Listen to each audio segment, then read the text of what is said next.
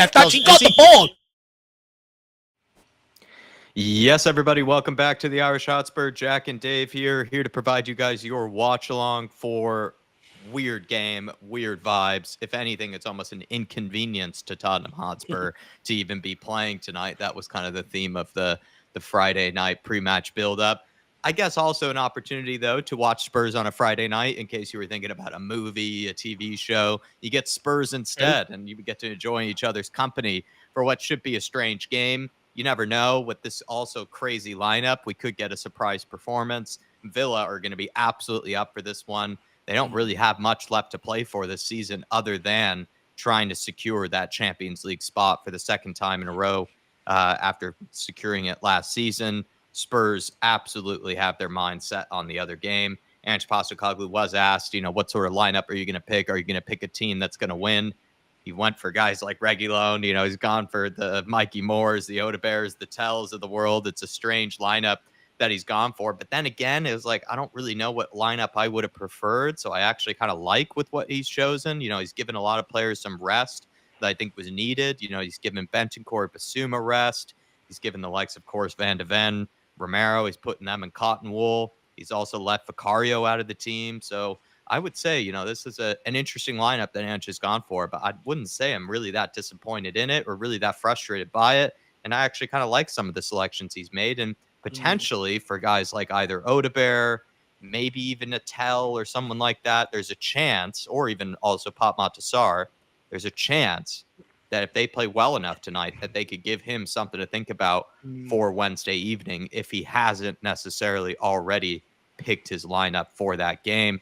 But Dave, good to have you back with me, sir. Good to be back in the chair, back in the studio, or at least, we're not grand enough to actually have a studio yet, but our respective office rooms or living rooms or bedrooms, wherever we do this stuff from, and back on another watch along after being like normal people for the Crystal Palace game. And here we are against play Crystal Palace last time, Aston Villa.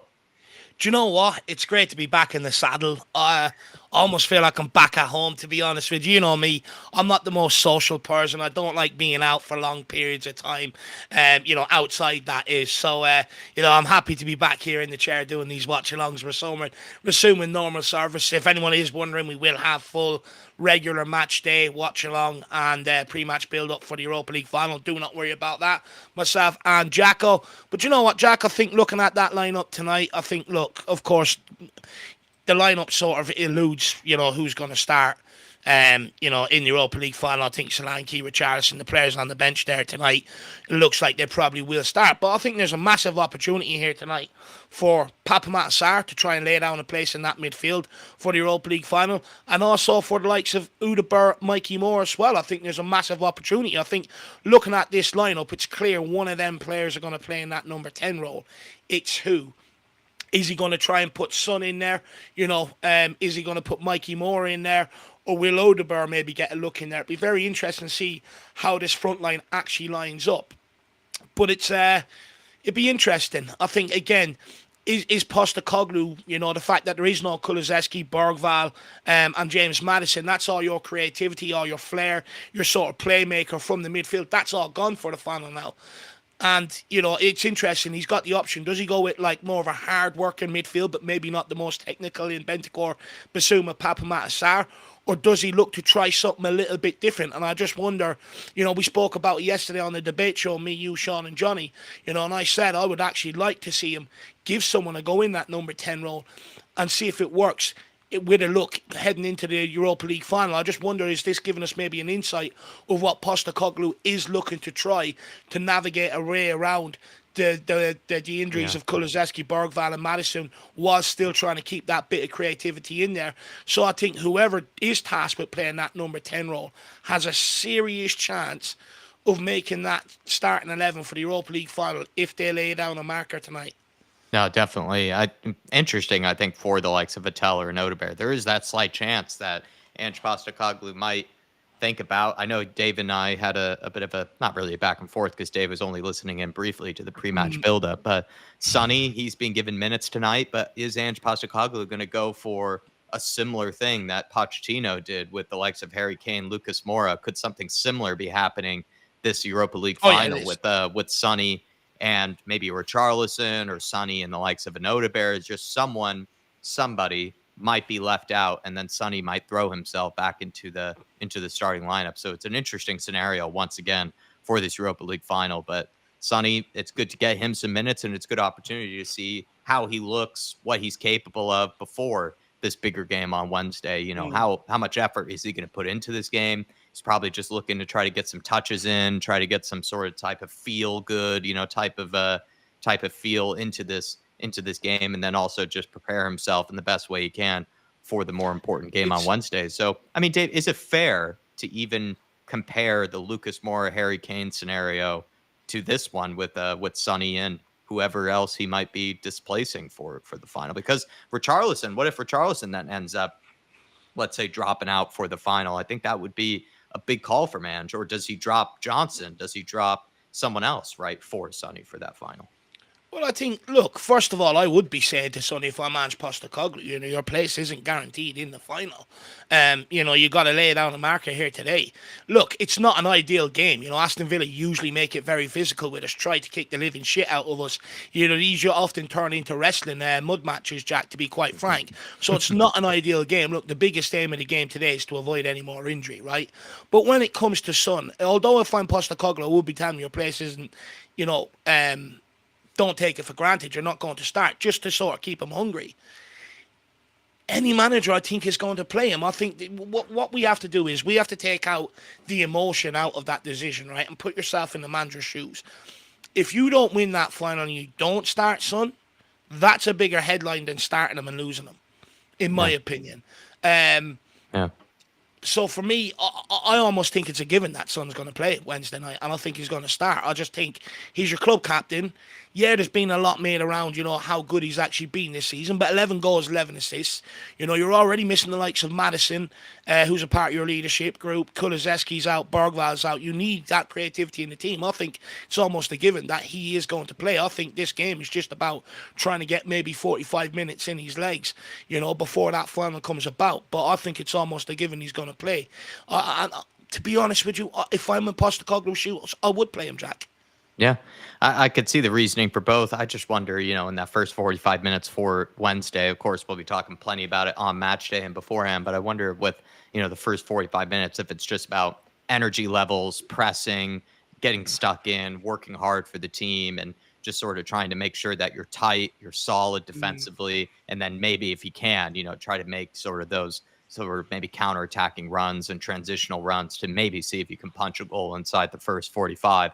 But I'm under no expectation that, Spurs are going to be able to wall up United inside the first 45 minutes. Might be more in the second half that the winner would be made in that final. And that's where I wonder if you bring on a fresh Sonny, somebody with a bit more quality, someone who has that technical skill, maybe he could be lined up as a match winner, and maybe might be wasting some of his energy by starting him in the first 45 minutes. But this is something we'll definitely be talking about probably throughout this watch along, and then probably as well, through the weekend and on Monday. But we're about a few minutes away from kickoff. So many people in here.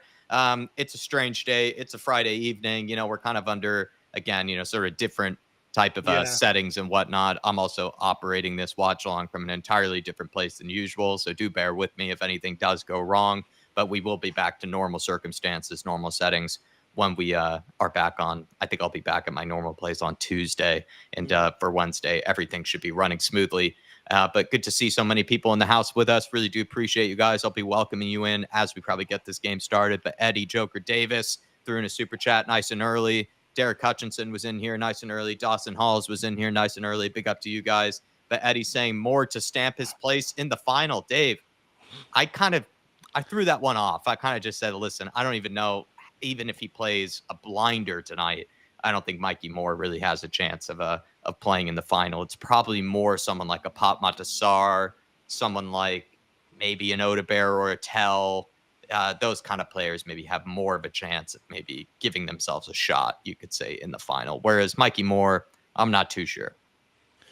Look, it's a long shot, right? Don't get me wrong. I think, Postecoglou has demonstrated he leans to more of his experienced players, so I think it's a very long shot. But by going out here performing tonight, and if he can rip whoever he's up against, the new one, even if the rest team don't play well, he does put himself in the frame to get minutes off the bench. Let's not forget. He's also earned it, I would argue. I think, I think he should be close into contention. At the end of the day, we're missing a lot of creativity from that midfield. He's played in that number 10 role for the under 18s and for the under 21s, and he's excelled in it. We've seen that he can beat players, he can play players through, and he can take shots. If he can come out here and have a great game tonight, he may not necessarily put himself in the starting lineup, but he will get himself minutes off the bench. In this Europa League run, if it wasn't for him turning up against Carrier Bag, that the Dutch team we played in the knockout stage, Troy Parrott's team, turned up there, some of them other games, we wouldn't be in a Europa League final. So I think he should be in contention. Look, with Mikey Moore, I don't think we've got the full story of maybe what's gone on with him this season. I think clearly something's happened behind the scenes in terms of an injury or something like that. It hasn't really been put forward to us, but I think that's maybe why he's been out of the team for large periods, because it makes no sense. Because I would argue when he has played, he has taken these minutes. He looks more threatening than most of our wingers anytime they play. So I think the kid, if I'm advising the kid tonight, I'm saying to him, forget about everybody else and how they play. When you receive that ball, you drag this Tottenham team. You grab it and you drag this Tottenham team forward and you start dictating the play, because you might not start, but you will definitely, if the game gets tough out of Man United and we're missing that creativity and Postecoglou turns to the bench, this performance will stick in his mind and will say, Mikey, get ready. So that's what I'll be saying to the kid tonight. Take your opportunity. This is a huge one for you. I think he was probably one of our standouts in the group stages, but I don't really recall him making any impact, or being given any opportunities in the knockout stages, because I think Troy Parrott's team was Azad Alkmaar, right? And I don't think it was him. I think it was Odebear that ended up getting us the winners there. But then I think also with, the group stages, that's where Mikey really did carry us through. I think it was against Elfsborg, that Swedish team, and then it was also against the likes of Carrier Bag. Like FC20 he performed, didn't he? Wasn't it FC20? So all in the group stage games. Whereas. But I remember against that Dutch team at home, we were at home, and I remember the second half he ripped them apart. Yeah. Remember they had to change their fullback like 3 times. I think it actually didn't we get to play Azad, in the initial stages. I think it was, maybe it was one of them teams. I can't remember who it was. Maybe it was Azad. Yeah. But I remember he absolutely ripped them apart for 45 minutes. But we'll see. But yeah, I don't know if he's really been given any opportunities before that, for the most part. But here we are, everybody. We've gotten kicked off here. Feel free to sync up with us. It looks like Odebear's in that number 10, with Mikey Moore going out to the right wing, I think. I see Mikey in the middle at the minute. He's just come in there. You also could potentially see some fluidity. Maybe there's going to be a bit of rotation between Odebear and him. You never know. Be interesting. Let's have a look here. Matisse Tell and Odebear seem to be central, with Mikey Moore on the right and Sonny off the left. I also did point out in the pre-match build-up, there's every chance it could be a 4-2-4. Not that Ange usually makes formation shape changes, but it could be a 4-2-4. Regulon on the ball. The regulator knocks it down to Sonny. That's a good touch. Back to the regulator. He goes long. Clearance. Definitely needed there. It's going to be a lightweight front line, though, from when no real bullies up front in Richarlison or Solanke. So we're going to need good touches. We're going to need some players that are going to be able to have, that ability to get on the half turn. Because when you're missing that aerial presence or that physical presence up front with Solanke or Richarlison, Spurs are going to have to play a more tidy game if we have any chance or any hope here. But at the moment, it's looking very 4-2-4 or 4-4-2 kind of vibe. Yeah, I think 4-4-2, and then it'd be 4-4-2 out of possession and 4-2-4 in possession. It'd be interesting, though, because out of possession, I don't really see a lot of these players expending too much energy. It's going to be very passive. It's going to be long periods with Aston Villa maybe with the ball. I think for us, we're just going to wait till we get the ball, and then that's where we have to be good in possession. Because if not, they're just going to keep the ball for longer and longer periods. And then if it is going to be Odebear and Tell up front together, you wonder if we can get a bit of that French under 21 connection with them playing so close together. So it's interesting. It's going to be just something different than what we're used to. Look, it's all about Wednesday night. This is just mere like a fucking friendly warm-up game for Tottenham standards. Good tackle, Archie Gray. And then who's that? Just balloons it. Oh my lord. I brought up that in the Crystal Palace game. What disappointed me most was I felt like some of the guys like Archie Gray, Ben Davis, even Danzo, even though I like the guy, they were the ones who kind of disappointed me the most in that Crystal Palace game because they didn't even play Thursday night against Bodo I, Glimt. I just wonder, were they on the piss, for a few days, because you know what? If I was Postecoglou and they made the final, I'd say, guys, go on the piss for a few days. We've been under so much pressure. Go and relieve it all. And I wonder, is that the sort of performance we ended up seeing? Don't get me wrong. I was angry with it. You know what I mean? I was livid. It's like Palace have a final this weekend. Look at the effort they've put in, but it's just one of them. Look, just get me to the Europa League final. Let's go and win the fucking thing. Kinski tries to go along, not accurate. I've had too much sun over the last week.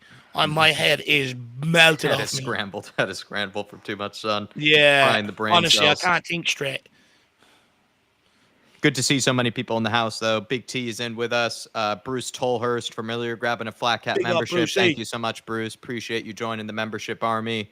Stevie Frazier, Laren Deb, Eugene, Deli20, Swim Master. Thank you for the support earlier. Big up, everyone. Eddie, so many people in here with us. Do appreciate you guys. How are y'all feeling ahead of Bilbao, guys? We got a weekend. It's actually nice to play Friday because we got a weekend to sort of just kick it, gather our thoughts a little, and then we descend into the chaos Monday. So, it's a bit of a weird weekend, this one. So, guys, let me know any plans, any of you heading out to Bilbao, let me know. Benjamin. Into Gray, good touch. Out to Danzo. Now, let's maneuver this. Let's just not hoof it long here. Sar dropping deep, screaming for it. Plays it back inside to Archie. Archie moves it out right to Danzo. Danzo into Spence. Gone back to Danzo. Davies under pressure. Goes to run with it. He's thinking about a Mickey Van de Ven, and he doesn't have the ability. Good ball from Davies on Sonny's in behind. Sonny, finish. Oh, no. He's just got to shoot. He tries to play it across, and it's blocked out. He's just got to go for goal. He's just got to execute it. And the thing is, with the Europa League final, you just want to see him in that sort of deadly form. It doesn't do it. The conversations around his team selection ahead of it. Not the right option. He's just they weren't open. He's just got to go for it, Jacko. And that this will be brought up then if he doesn't do anything else after this. The chance against Villa didn't look good. You know what I mean? He had the pace. He definitely had the beating of Matty Cash there. Great ball. It was a great ball by Davies, by the way. Yeah, very well clipped in. But then, Sonny just took the wrong option because Odebear was screaming into the box. Yeah. He was covered. Mikey Moore, it would have been a long shot to get it to him there. He just had to take on the shot, Sonny. Tyler says no confidence. Yeah, it seems like that's what I was. Do you know what? That's the sun doing that to me, Tyler. I just couldn't think of that word. Getting all of his misses out before the final. C-San saying getting all his misses out before the final. so. Phil with the ball in. Oh, Kinski done well there. I thought he misjudged it there for a minute. He does well in the end. Watkins picks it up. Sonny, but the box is wide open for Villa. Come on, that's so easy. They had like 3-4 touches in there. Good save, Kinski. Training session defending there in the penalty area. It's too easy. You're allowed to pass it in, touch it, lay it off. No pressure. It's shocking. It's a good ball from Pau Torres. Kinski done enough there. Come on, let's unleash Mikey. Here we go. Hanzo, great touch, Mikey. Nearly. Defender just drops in and reads it. Now they're on the break. Hectic start here, but in a way, Spurs looking energetic. Oh, well done, Wilson. Tries to get back. Gets a foot onto it. Ben Davis. Good clearance. Defending. Very good clearance. Spence not there. Slips. Not there, Spence. Not there. McGinn blazes one over. Bit of a Jedi slip there. I think he just tried to turn inside. He didn't really need to do that. Let's have a look here. Is there a slip? Yeah, you're right. Yeah, he slips. I thought he tried to turn inside. I was like, what are you doing, kid? Well, I think he did. Yeah, I think he did. Yeah, but he just slips while doing it. It's poor from Spence, that. You're just told never turn into your own box. It's just training ground. It's just training ground shit. Childhood shit. Tries to go long and direct over the top there again. Nearly works out between Mikey Moore and Tell there going for it. Jed Spence, well done, well in. Well done. Get right up his hole, Jed. John McGinn does well, though, to hold him off. Oh, it's a shit ball. Well done. All the way back to Kinski. No, waka, waka, 17th, and I don't know how. We're on our way to Bilbao.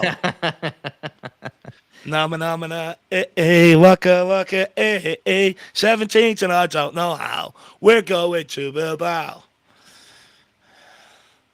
Kinski. Kinski, ski. Look at that, he's just wasting time. That's expert. Maybe do that when we're 1-0 up, Anton. No one give you the message. Dodgy touch from Danzo there. He's got left foot clearance there. He's displaying it. He's gone over the top. Oh, Go get on, onto Mikey. it, Mike. Tries to gamble. Oh, slip it. Take it. Go on, Sonny. One he is. Fucking one he is. Beware, man. Gotta Jesus Christ, to me, to you, it's like fucking... What's them two idiots? Oh, Lord. Mikey Moore, man, you just got to take it off him. To me, to you, one of you bloody go. One. Just one. Not asking for loads. I had some killer chicken goujons earlier, Jack. Daniel Larson saying we are actually on the same time. Well, the whole point of the clock is that if you guys do want to sync up with us, you're welcome to, unless you can't pause, of course. Pause. If you can't pause your stream, then I guess, it's just however the streaming gods work. But it's the whole reason I guess we do try to put the clock on is in case you guys do want to sync up. Do you know what? I put on my new scarf today just because we're going to Bilbao. I was going to break it out in the final, but I'll just wear it today. How good does that look, by the way, people? Looks like a mink coat, this scarf. Beautiful. Look at it. My God, that's sexy. It's comfy as well. Oh, just look like a Don.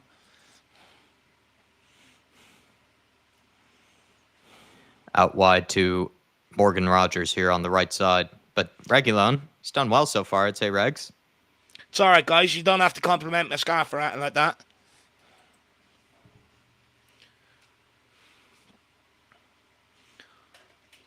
Pointing up to the spirit in the sky. I want one more before I die. Just like Anderlecht in 84. Go to Bilbao nice to win souvenir. one more. Ian Matson with the souvenir for the Aston Villa crowd. Hello, hello. We are the Tottenham boys.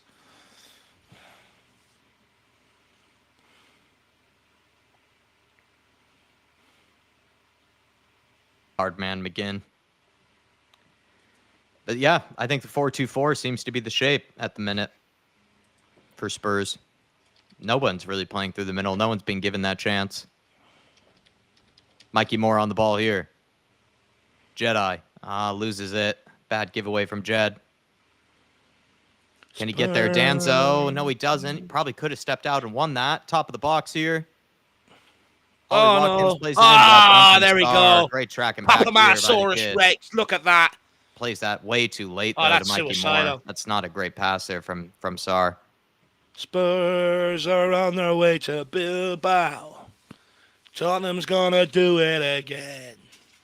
They can't stop us, the boys from Tottenham, the boys from White Hart Lane. Hey, Spurs are on their way to Bilbao. Tottenham's gonna do it again. Don't get no sauce on the scarf. Yeah.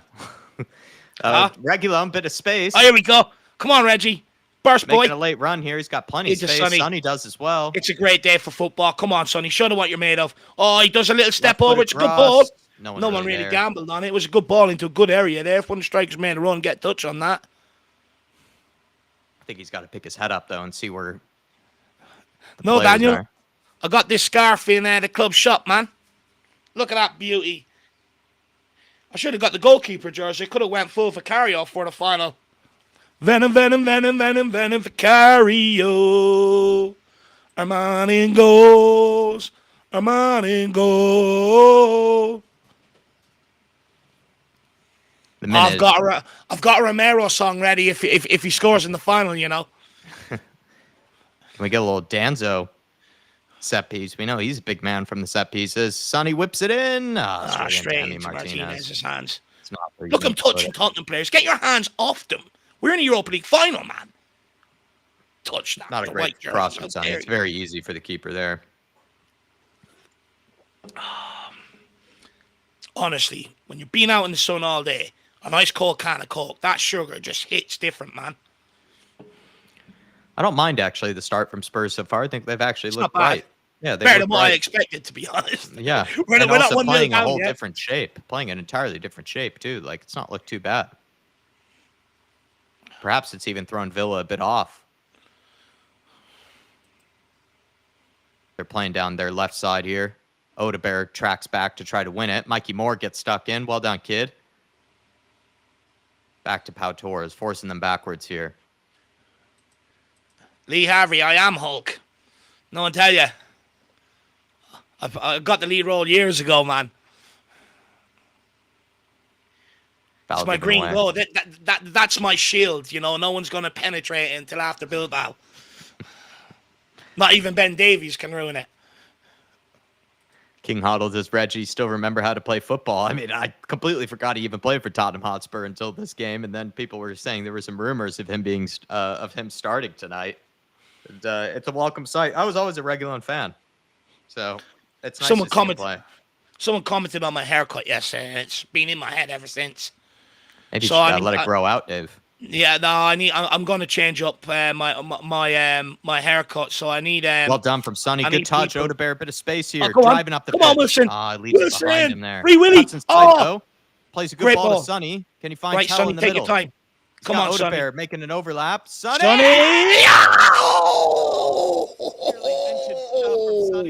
Nearly vintage. Oh, vintage Sonny, that. So close. He still's got that curl on it. Just dipped over the bar, though. Just whistled over the bar, that one. Great play by Wilson. Wilson. And Sonny just gets on the ball. I think he makes the wrong run there, though, Odebear. Oh, what an effort that is. He allowed me to take his space, Odebear, but I wonder if he made the wrong run. And then Sonny just maybe a bit over. I think when Sonny's cutting in, whoever's in and around him have to go on the outside to try and pull the fullback and create that space. You know, if they make that run through the middle, they're blocking up exactly where someone wants to go. Well, before Spurs end up conceding, we have had the better of the chances thus far. We've done well. Villa really haven't had much of a chance. Regulon. Can someone give him an option? Into Gray. Davis plays it back to Kinski. Spurs trying to play out from the back here. Davis plays it into Tell. Good touch from Tell. Well on Tell. Sonny, can he find Wilson? Great touch from Wilson. Oh, no, too early. Way too early. Way too early. He's got to take his space there, Wilson, but it goes to Tell. Wilson! Nearly scores a spectacular back heel. That's cheeky. Oh, my God. Would have been disgusting from Odebear. Oh, Wilson. I would have watched Free Willy 1, 2, and 3 tonight if you scored that. Oh, but you're right, Dave. I think he had a brilliant touch in the middle. He didn't need to lay it off. No, you just got to hold it and wait for Tell to go on the overlap. He plays it too early, which means, you know, Tell is always going to have to cross that. With it. Yeah. He had a 2-on-1 really with Tell if he just held on to it. Oh, he's just got to hold on to it. A great play there by Sonny. He's fortunate there. He picks it up. That's a great ball in behind. Look at that touch from Odebear. It's great brilliant. Touch there. That's just take on your man. The ball's too wide as well. He's just got to put that more straight. Whoa. Oh, if that great goes save in. from Martinez, actually. It's a great save. If that goes in, we'd end the watch along there. There's going to be no greater heights today. Would have been one of the better goals of the season, really. Well done by Regs. Well done, the regulator. Much better start than how we looked against Palace. I'll tell you that, King Hoddle. Effing B team, he's saying he's playing better than the first team. Well, B team was absolutely dreadful against Palace, but they've looked actually pretty good against Villa so far. 16 minutes so far, not bad. Sitting 11 men behind the ball. No one's going to waste energy going on the press today too much.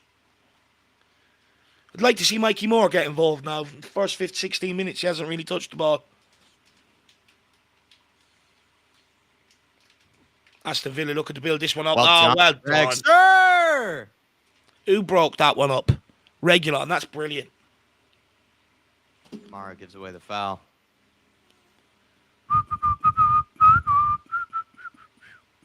'17, and I don't know how. We're going to Bilbao. Archie Gray tries to clip it in behind. Both teams going with a high line. We know Aston Villa a couple of years ago tried to, and successfully got us with that offside trap. Yeah. Both teams playing a high line. But again, I wonder if we're throwing them off with this different shape than probably what they were expecting. Come on, get How after it. Torres plays it Go out on, wide. Regular. Reguilón tries to come out and close At down least he's Cash. out there. Oh, my God. That's pathetic. Swing and a miss, though. Yeah, that's pathetic, though. Does well, though, to force it back. Doesn't get bet. Yeah, Cash doesn't have any options. Onana. We've had a couple of good breakaways. Just, again, not clinical. Could be 2 up. Yeah, just not clinical. We definitely have had the better moments, better chances. Come on, Danzo. Got Just to put in a mince him. challenge. Can't let him have all day. It's a ball in. No. Oh, it's too easy. Oh, Kinski, good save from geez. Morgan Rogers.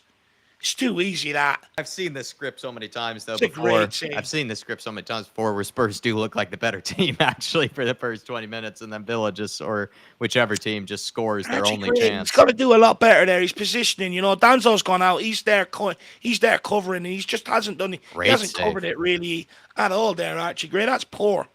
He's let Great it run save, as well. Kinski. He's got to try and cut that out. Got the new London haircut, Kinski. Yeah, that worries me. That really worries me, that. Stay grounded, you know what I mean? You haven't done that yet. Oh, unlucky. Sonny, he's just missed the challenge. Stronger. It's a ball across. That's Archie better for Gray Archie deals Gray. with it. Danzo deals with it. Danzo just balloons it. Go on, get up, challenge him. Well well done, done. Tell. And again. Get onto it He again. doesn't want it. Sar. Unleash more. Oh, what Sar, the man. fuck What is is that? Jesus Christ. He thinks he's playing rugby. Sar. A bit of composure. Put that down the right-hand side and give Mikey Moore at least a chance to try and get on the end of it.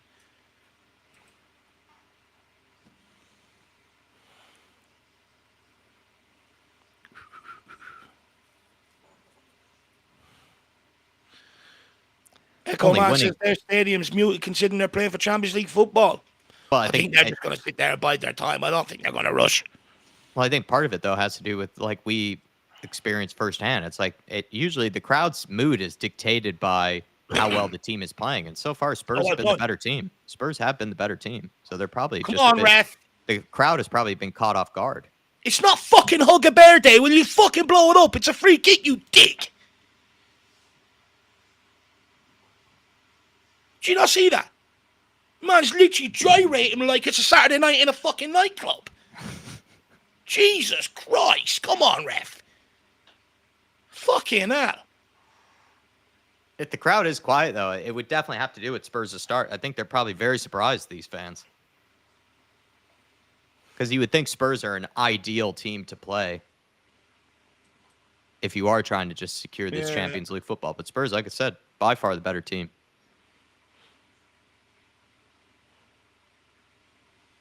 Archie Gray, you got to put in a challenge. You knob. You absolute twerp. He's wearing bright orange like an advertising hoarding. He's embarrassing. It's fucking sunny day. He's wearing bright orange like that.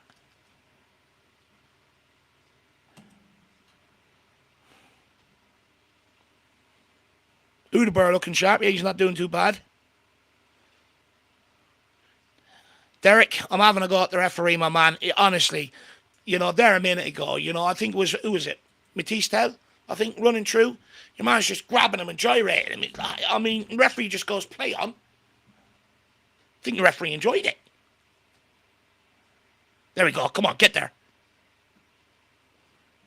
Go on, Sonny. That'll do.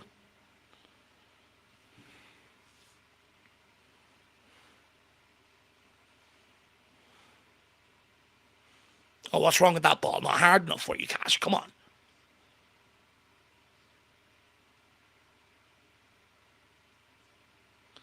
Villa going to pop it in again. Oh, no. Short one. Ooh. Poor decision by Watkins. Could have just taken a touch. Shot. Yeah, well, or he should have shot. I'm not sure that pass is uneven, really. Yeah, I could have just taken it first time, I guess. It's clear that's a pre-work move, though. Kinski goes long. To absolutely nobody. Oh, my Lord. That's my thing with Kinski. 4 players up there, and he can't even find one of them. Well, that's my thing with Kinski is that the way he strikes the ball, it's a lot more technical than the way Vicario does. But I swear, he never actually hits his target, Kinski. No, I remember that from the moment we watched him, where it was like, he's pinging it about, like he looks good when he's doing it, but he never actually hits it to the guy he intends to, or you don't even know if he is intending it towards anyone.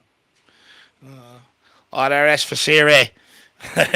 No, it's just the referees get me angry. I'm just getting it out of my system before Wednesday.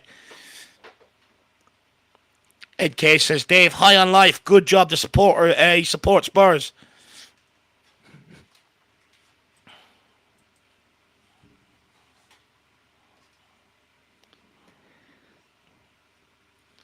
Again, I wonder if this shape has really thrown off Villa. Because they don't seem to. We're having a lot better. We're finding much better spaces than they are. It's hard for them to break through. Like, we're sitting all 11 behind the ball. That's difficult. Power like, the we seen how 4-4-2. struggle. We seen how we struggle to break it down, Go on, get there. Keep going. Go on. Don't be lazy. Who's that being lazy there? Come on, Udi, go. Pau Torres is the one, though, that they look to try to break us down, though, in possession. Yeah. He is their best passer of the ball from the back line.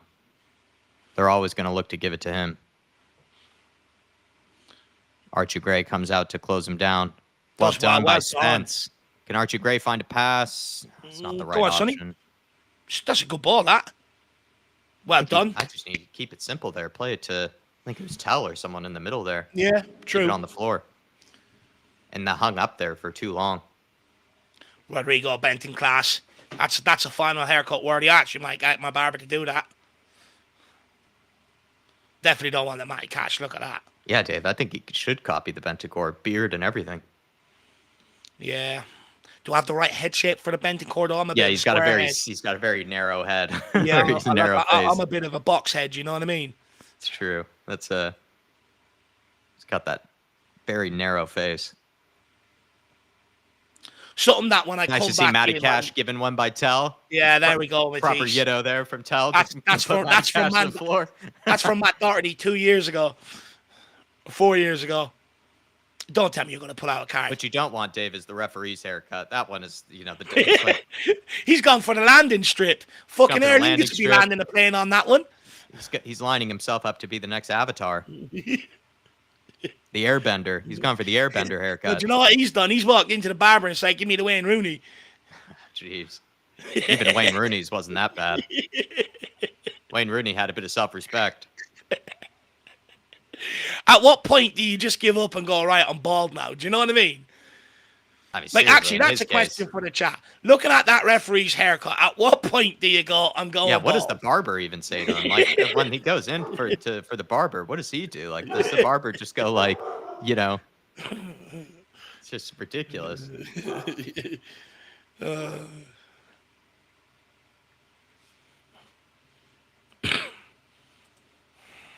Faz Radford. Udabur will be our answer for Wednesday. I love a bit of Udi, you know me, Free Willy all the way, man.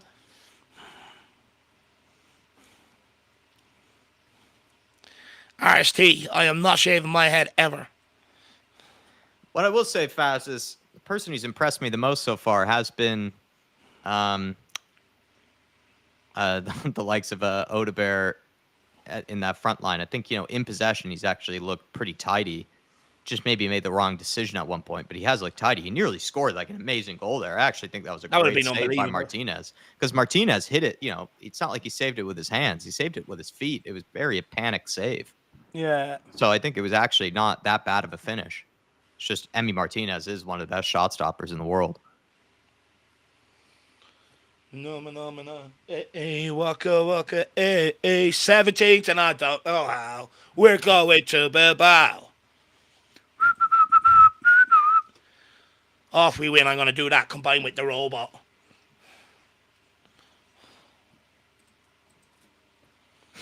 Lazy. Good to see you, Nick. I'll shave my head if we win, Dave. Nick, do you know what? There's a certain type of man that can pull that look off. And you, my friend Nick, are one of them. But I think if you've got a bald head, you got to dress sharp. Nick dresses sharp. Yeah, he does. I like. As Radfar saying, Odebear has been given a lot of praise by the commentators. I think in possession he has looked the most tidy. Mikey Moore, unfortunately, hasn't had too many touches, but he has gotten stuck in, I'd say, Mikey. He looks like he's working very hard out of possession.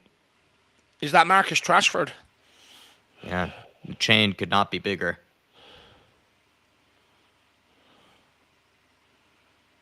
Oh, the Mikey Moore haircut. Oh, I think my years of them haircuts are gone, lad. Archie Gray one, maybe? You'd think Archie Gray's is less audacious. He's got like the mullet with the curly hair. You would need a perm, Dave, and you would need a mullet at the same time. See, I need to change it up because Matt Doherty, for the last 6 years has gone to his barber and said, just give me the Dave, and he's copied me, so I need to change it up. Sonny, get onto this. Oh, good touch What from one? Asensio. Actually, What touches from Asensio? What am I talking about? He's got a Oh, box my head Lord, as well. Asensio. He's having a worldie here, and he's Oh, played a no! perfect ball to Watkins. Good block, Danzo. Jeez, what play from Asensio. So I'm going to go and get the Danzo or the Romero, Jack. I think that's what I'm going to ask my barber for. Two very different haircuts. Go on, Saurus Rex. Come on, Pappy. Go on, mince him, Tal. Oh, good ball good from ball. Tell into Sonny. Sonny. Oh, he could have played Mikey there. Hold it up. Well done. Time, Tal. Great ball from Tell into Son. I just think Sonny maybe had the chance to play Mikey Moore. He got the slip on the defender there. Oh, God, Ben Davies. What are you doing? Yeah, why do you let that go through? Ben. I won't. You know what? I've got a question lined up for the pre-match build-up for the Europa League about him because it's going to be his last swan song with Tottenham. One thing I won't miss is his stupid run after. I thought he got the year extension. When? Ben Davis, didn't he get a year extension? When did that come out? Or isn't it in the case that his contract has like a year extension? It has one if the club want to trigger it. Oh, okay. But we don't know if they have or not. Well, no, there was talks about it, but it hasn't been triggered yet. Okay, I see. Good if they block do, I'll from have to put Danzo. up with him chasing after balls for another year. It's a great block from Danzo. And his shuttle run. That's what I call his run, the shuttle run.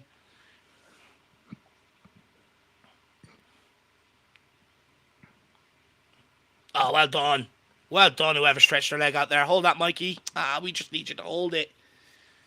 Matson clips it around to Rogers. Davies Well there, done, right Davies. place, right time. That's it, Mikey. Come on, battle away, kid. Matson cuts inside to Rogers. Don't allow that pass again. Come on, guys. Jet Spence has got to be better there. They're allowing them to pop it around. I'd say Reguilon's looked more solid than Jet Spence defensively this game. Well, Reguilon needs a move, doesn't he? Well, he might want to move to Villa. I think he was linked with a move to Villa at one point. Do you know what? I think we've missed a trick with Reguilon. I think whoever gets him and gets him going, I think they've got a decent left back there. Yeah. Europa League winner, Reguilon. So He was great in that Sevilla team. Brian Gil Messi's one of them as well, isn't he? I don't think he was part of that Sevilla team. I think that was a little too far back. Brian Hill Messi might have been in diapers. Did he not win something with them recently, though? Or a team he was on loan with? Didn't he not win something? Oh, yeah. I mean, recently, the Sevilla team might have won. Yeah, he might have been part of that Europa League team. You're actually right. Yeah, very recent Sevilla team. Yeah, very recent one. Just looking at Unai Emery, I think I'm about 10 years off asking for that. Oh, no, come on. Into it's Matson, so easy. top of the box, took the wrong option. Oh, my God. It's like a training exercise. How many touches are they allowed in our penalty area? Jeez, boys. It's embarrassing. They're holding it up, playing it off each other, playing little triangles in our Making penalty them look area. like fucking Brazil out here.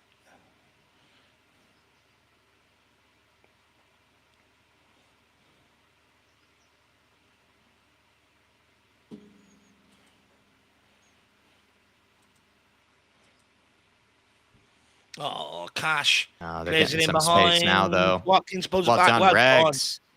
Well done, Reguilon. Got time Come on, now, son. Sonny. Just go, Tal. Just go, Got time. Tal. You just got to make a run, Tal. There we go. There we go. Mince him. Back to Sonny. Cut inside. Cut inside. No one up. No one there. He's got to release Tal sooner there. Yeah. Tel's also got to make a burst in behind. That's where you want that, but you don't want it to feet. You want it in fucking behind. Ray. Takes a Rhythm is a sideway option Danzo. there. He doesn't need to. Oh, geez, Danzo. Oh, my Lord. Ben Davies retrieves it.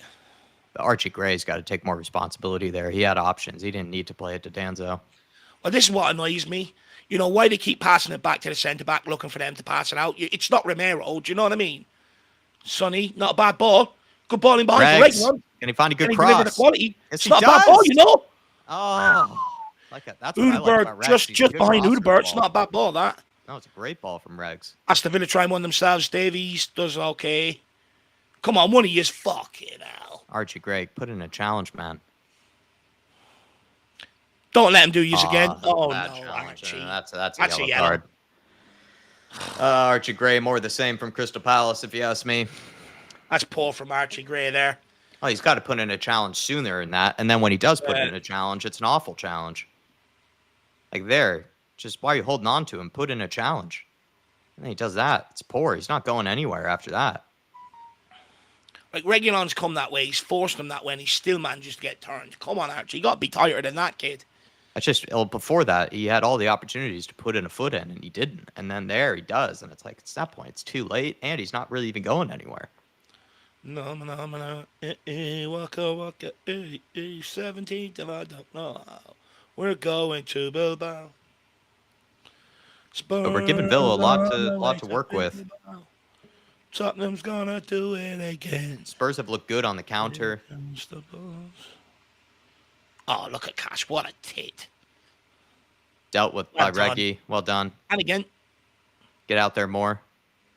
More. Asensio clips it. Can What, Tell Red? get onto it? Well Well done done. by Tell. Good clearance. Had Brave to clearance reposition from himself Tell there and as well. offsides. Brilliant. Right, come on. I can vision us now. Someone looks like they're going to score soon. Either team, really. But It's going to be us. We're going to build one out here. I can feel it. It's coming. Are the sleeves rolled up by Ange? Not yet. Are they fully He looks up? doubled up, No. though. He looks like he's got a jacket on, and then he's got something else underneath. See, this is my problem. I think me and Ange are the same size. How does he look better in that jacket than what I would? I think he's had the stress of being Tottenham Hotspur manager. I think this guy is... True. He's losing probably 3 stone every day. There's Levy. Let go. It was very interesting to hear Sean Dyche, though, say that he does feel like he can impact things from the sideline or the touchline. Yeah, screaming at players. He was like, I'd like to think that you can. And I was like, huh, that's so funny. Like, Reggie, poor giveaway. if you send a player out there to do a Regs. job and he's not doing what you ask him to do, why wouldn't you scream at him? In fact, I'd probably just take the tactics book off his head and I'd be like, you remember now? No! That was close. That was too close for comfort. Yeah, Asensio has probably been their best player in possession. That's weak from Reguilon. He's got to get closer. Sketchy.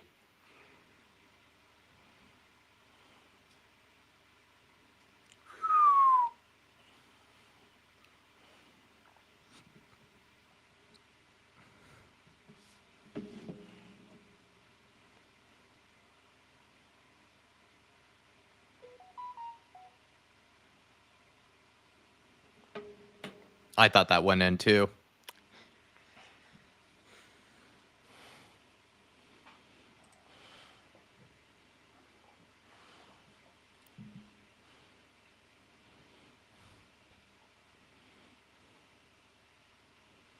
Need to start using the right side more. We haven't seen enough of Mikey Moore. Jet Spence, I think, has been poor, both defensively and then in possession. He's given it away a few times. And then Mikey, probably because of that, maybe hasn't had too many touches of the ball, but it has been very left side dominated once again by Spurs.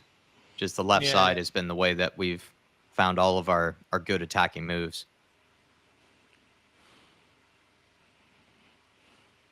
And then I would say Archie Gray is the midfielder on that right side, and he hasn't necessarily been too great in possession either. I think with Archie Gray is that, like I saw against Crystal Palace, I just felt like he was so negative in possession. Just keeps playing sideways, 5, 6 yard, 7 yard passes, and it's like he's just as a midfielder, like you need to take the responsibility. And often as a midfielder, if you're playing these 5, 6, 7 yard sideways passes, you're putting someone else under pressure when you were the one who actually did have time on the ball to pick something out.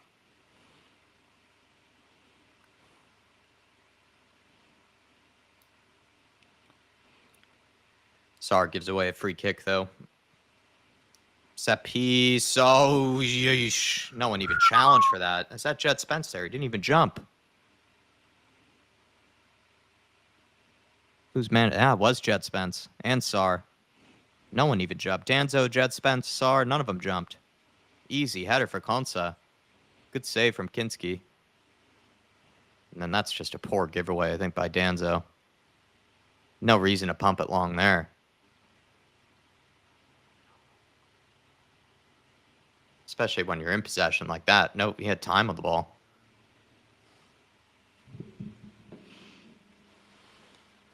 I just need to charge my phone just because I think it ran out of battery. Win that. Come on, Regan. Clips it again. Don't need to go in the air there. Well done by Tell. Good work. Sorry. Consource. Well done.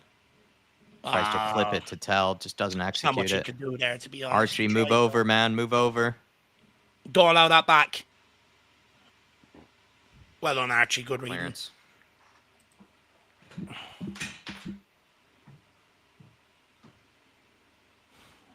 Big up everybody in the house. It's great to be back, on these watch-alongs with you.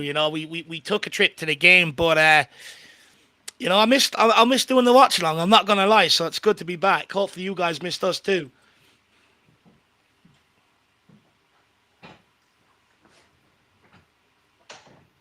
Come on, just defend this set piece. Mike Cash. They're going to drop the cross in here. They don't want to play it to the edge of the box. He's going to unleash this, is he? No. Shuffling it around. Now he's going to have a crack. Doesn't, lays it off. Spence tries to get pressure on it. Mikey Moore, you've got to get pressure on the ball. It doesn't. The ball comes in. It's back post. Good clearance by Odebear. Very good clearance. Only on the breakaway, though. If he can just do something here. Oh, he skins his man. He's away. He's away. Go on, Sonny. Go on, Sonny. Take Puskas. Oh, it's a poor ball. Too late. He's got to think Puskas award winner. He's just got to go for it. The option's closed off. He's just got to go. Probably just go for it yourself. Or if you want to play Odebear, you got to play it sooner. The options were just gone. Spence. I just don't get it. The options are gone. He still had time to run on and take a shot. He had the pace there, though, Sonny. He had the pace. He absolutely burned whoever that was. But look, he's moving. That's a good thing. He's looking sharp enough. Just maybe the decision-making so far has let him down.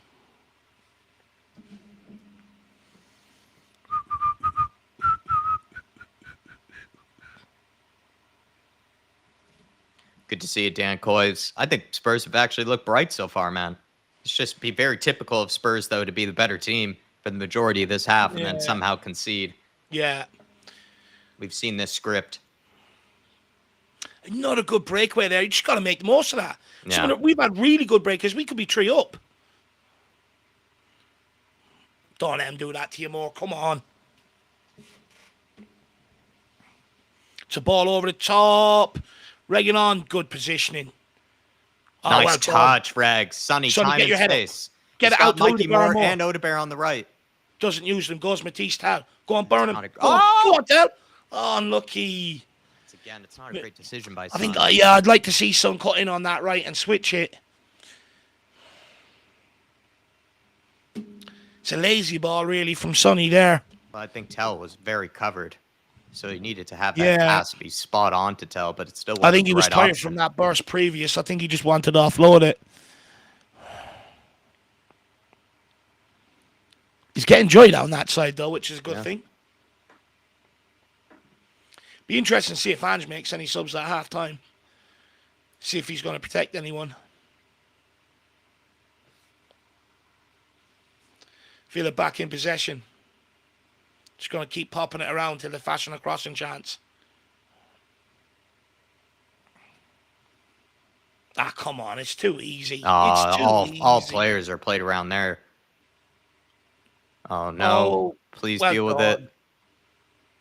Jeez, Jet Spence, Mikey Moore, and whoever that was, all played around so easily. Yeah, that's a brilliant header from Sarr there. Not loving that right side. I'd say they've been the It's too poorest. easy, man. Archie Gray, Jed Spence, Mikey, sadly not been having It's the. another ball in.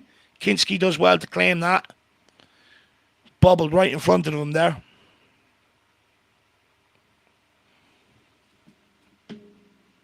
Yeah, he's just got to keep going there. Look. Look at all that space. He's just got to keep going. I think Tyler called it earlier, lack of confidence.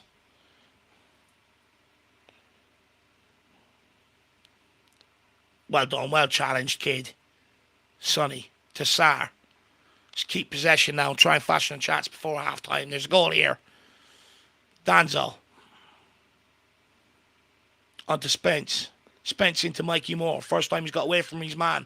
It's a good clip down the line. For handball on Udeberg, is it? Yeah, and also just touched out a play off of him.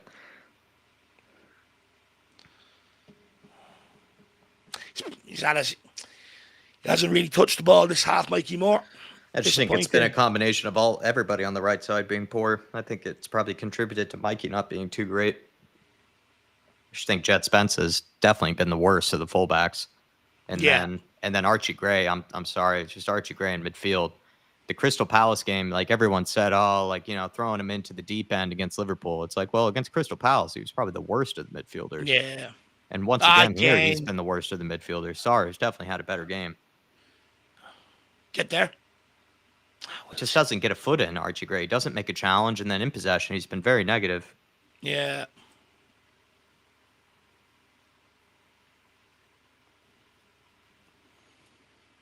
Good block there, though.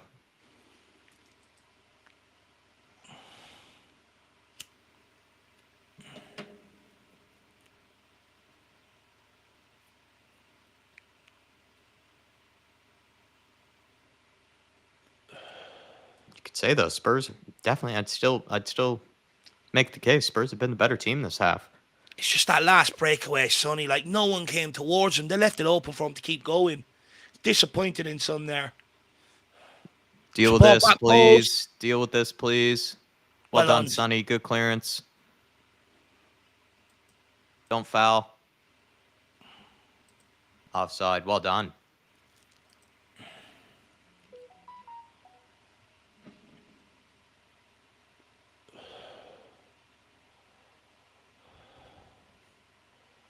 Probably only a minute, you would say, of out of time, if not any at all. There hasn't even been a VAR check or an injury. Thank God. Touch wood. Anyone watching the Eurovision tomorrow night?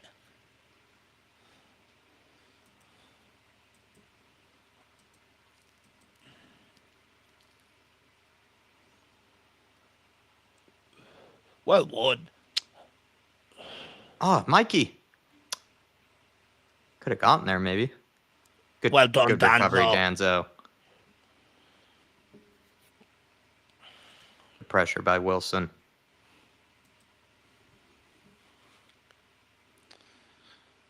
Come on, ref, blow it up. We don't need any extra minutes. Don't ruin our half of football. Come on, ref, it's time now. He's going to let them have another attack, isn't he? What a dick. What a dick. See what I mean? Clips it in. Dealt with by Mikey. Now blow it. Thank you. Half time. Emery looks unhappy with his Villa side.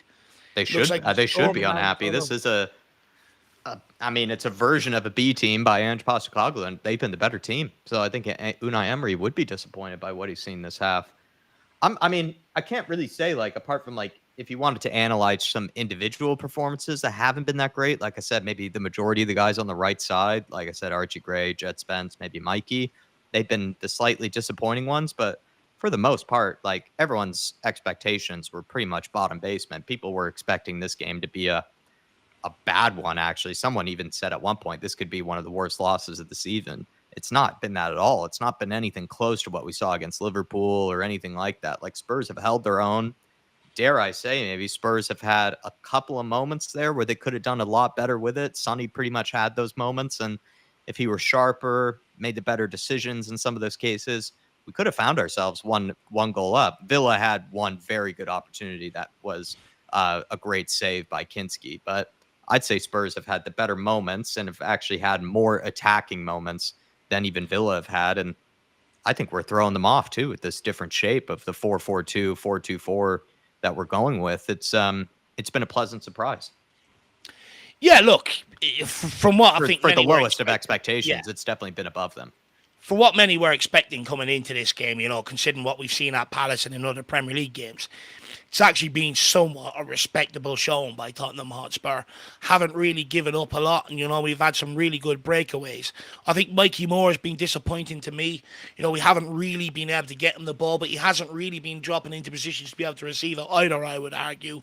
I think Matisse Tell is working hard up front. He's done all right. I think Owen Burr's been very quiet. He had that chance, done the back heel, nearly scored, would have looked great. For me, though, Jack, it's all about Sonny. I think the big question going into the Europa League final is, do you play Sonny? And I think, many people will go, well, heading into this game, we haven't really seen what form he's in. So we've seen 45 minutes of him. Look, he's been moving. I think that's the good thing. He looks sharp when he's on the ball in terms of getting on the ball and being direct. Got some pace.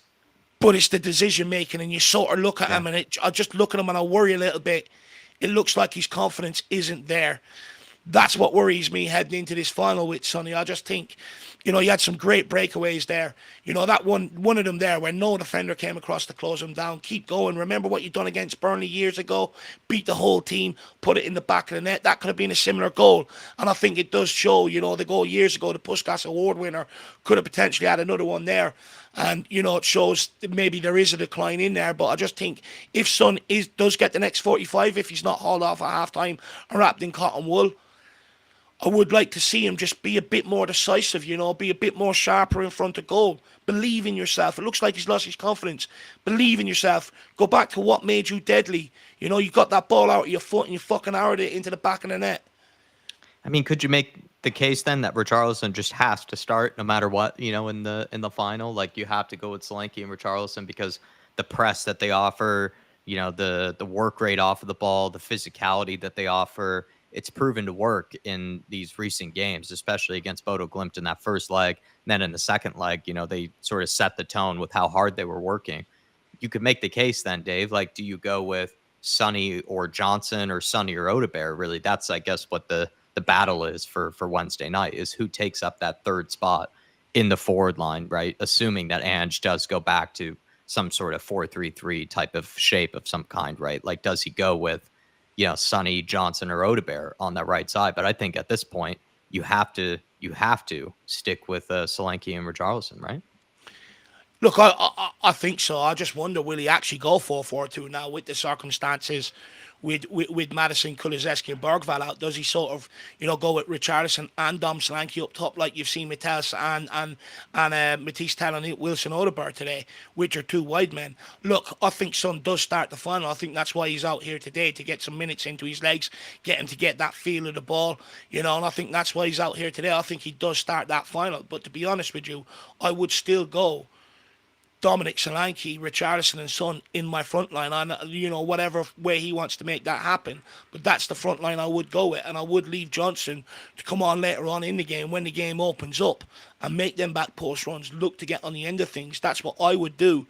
But be interested to see what Ange does. I think, look, I think it's hard to drop Richarlison because I think Richarlison has been crucial in terms of that press, because with Son, with Johnson, they're not known for their pressing ability. They're not very aggressive in the press either. So if Dom Solanke runs his nuts off in that final, remember, United play a back three, essentially a back five. So he's going to have to chase three centre-backs. It's a lot more running for him to do, which means Johnson and Son have to be aggressive on the fullbacks. They're not known for it. So I think if we go with Son and Johnson take out Richarlison, all of a sudden United will start passing the ball through us. We've seen that when we're not aggressive on the press, teams pass through us, and that's actually where the problems come. Yeah. That's where we can see goals.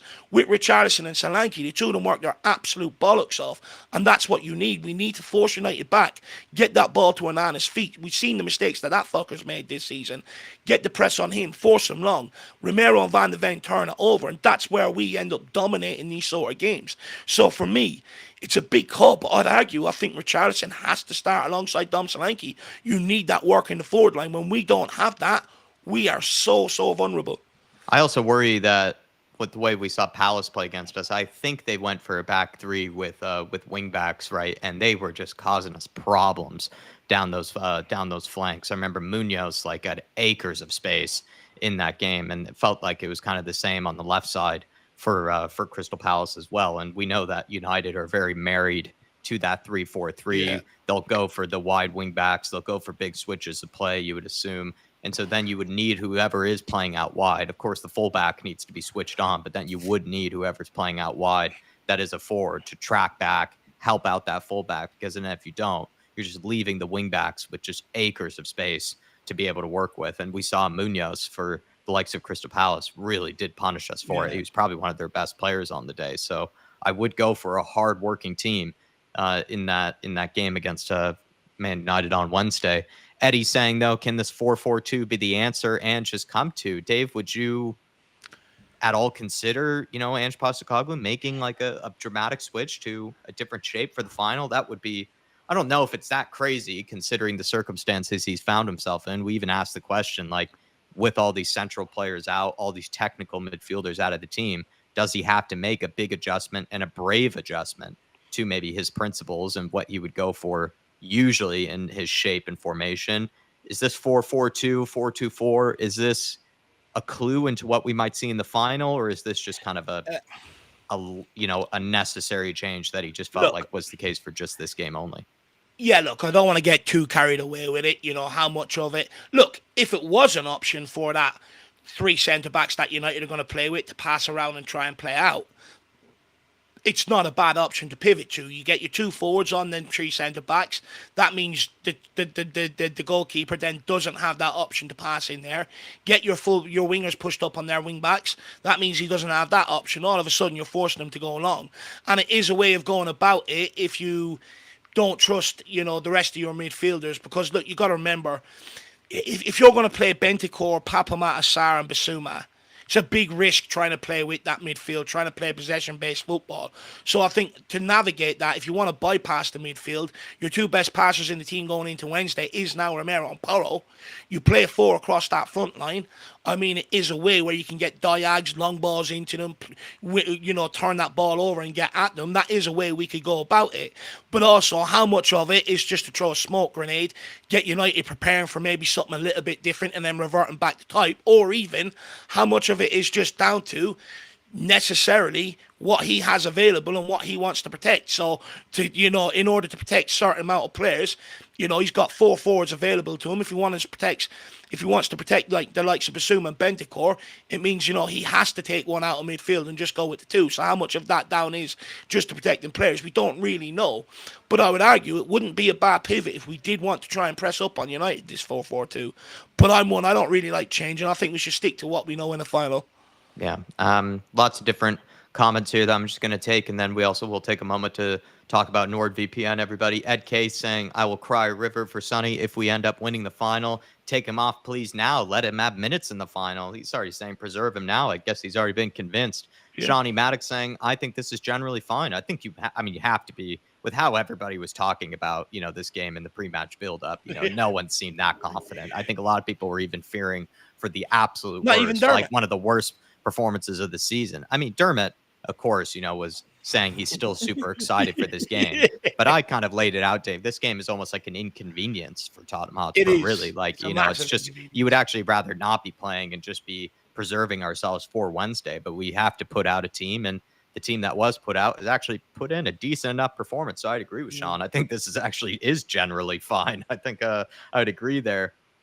Adrian Schroka, member as well, saying, Moore can't get into this game. Son looks okay. Danzo looks good. I think the back line has been all right, but yeah, the right side for me has just been pretty poor for the most part. He also says, I wouldn't be surprised if we nick a goal on the break and end up winning this game. The way we've played, I think deserve something. I think we could say that we deserve a goal.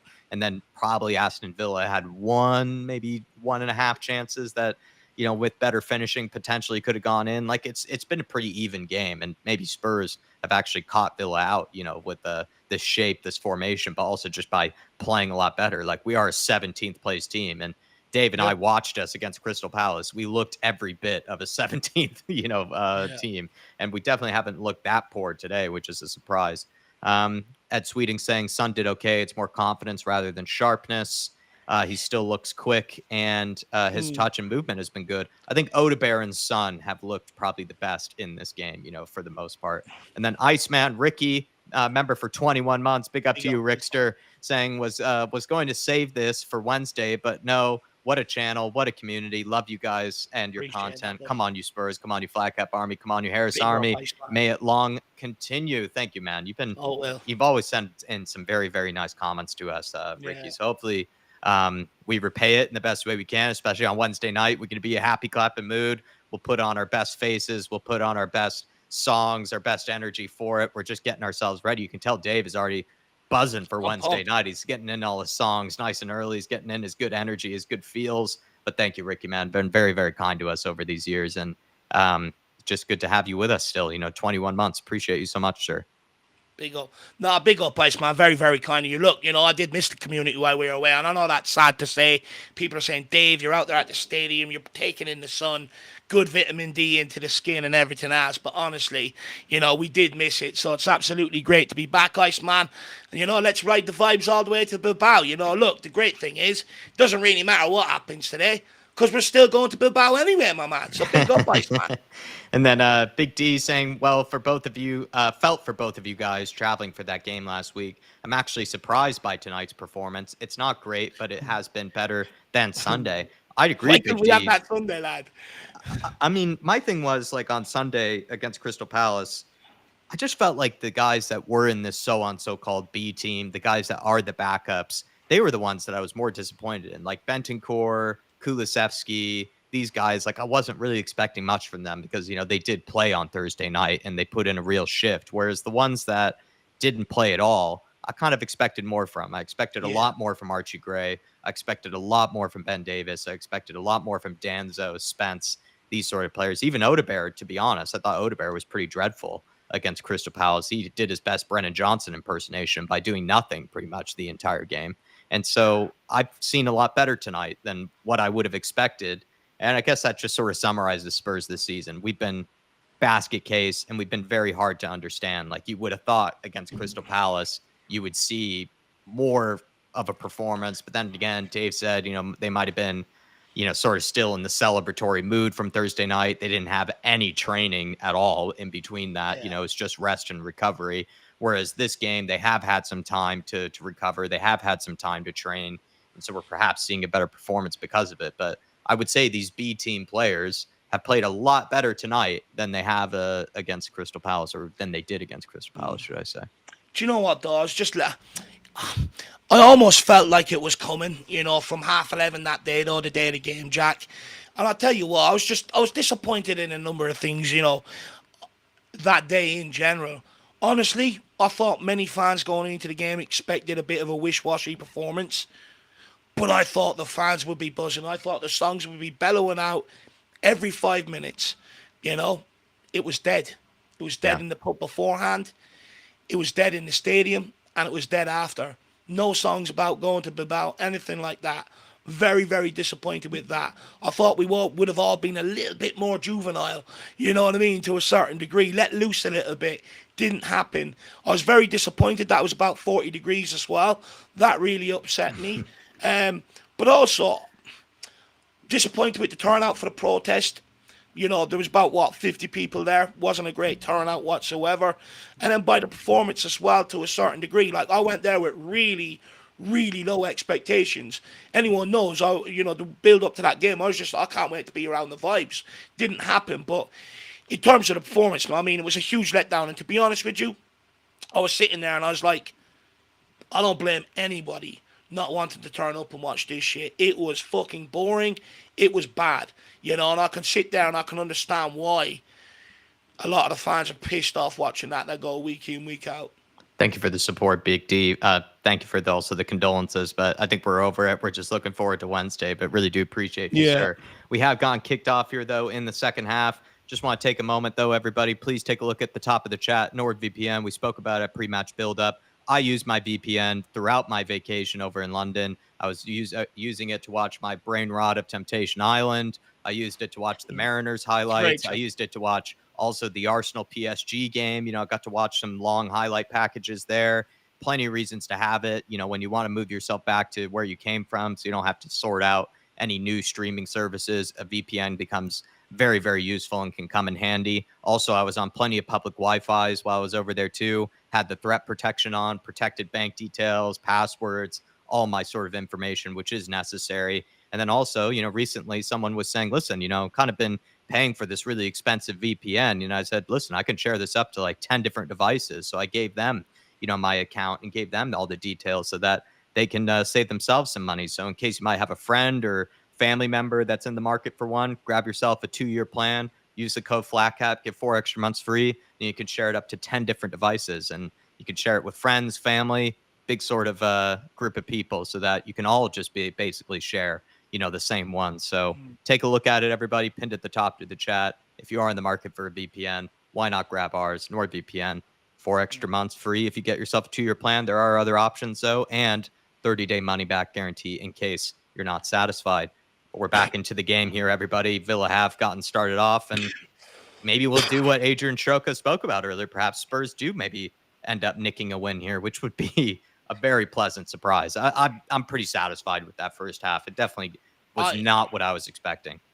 Look, I would love us to nick a win, Jacko, just so we can tweet Matty Cash and stuff like that, because Villa, they beat us up the last couple of years, injured players and everything else. So, I'd love nothing better to beat them, to be quite frank with you. But I just want to round off, because I did want to let you get that plug in. But I want to round off. I have to say, we were just lucky that the company we had for the game and for that day was they made brilliant. the day better. Yeah. Vince Vega, Dan Coys, obviously having Nick and Dermotron there. Yeah. DJ AK. There's so many good Adrian people there Brown, with us. Brad Matthews. Yeah. Your mother was good vibes. Yeah, it was definitely a good crew that we were with. They definitely made it. Your man was loving it as the build up to the game was going on in the stadium. Your man was loving being there. She's a proper Spurs fan now. Shout out to Margaret. She's been sucked in. Yeah. Oh, Kinski, good recovery. Come on, unleash. Oh, here we go. Good toss. Come on, come in behind. Keep Come on, going. you're in. Go. You're in. Oh no, it's my a poor Lord, that touch from Odebear. He's just touched it straight into there, towards their So player. He's given him a chance to huge recover. Touch, just so unnecessary. He doesn't need to touch it that far in front of him. Oh, he just gave it to the defender. That's just, again, summarizes Spurs in the attack sometimes.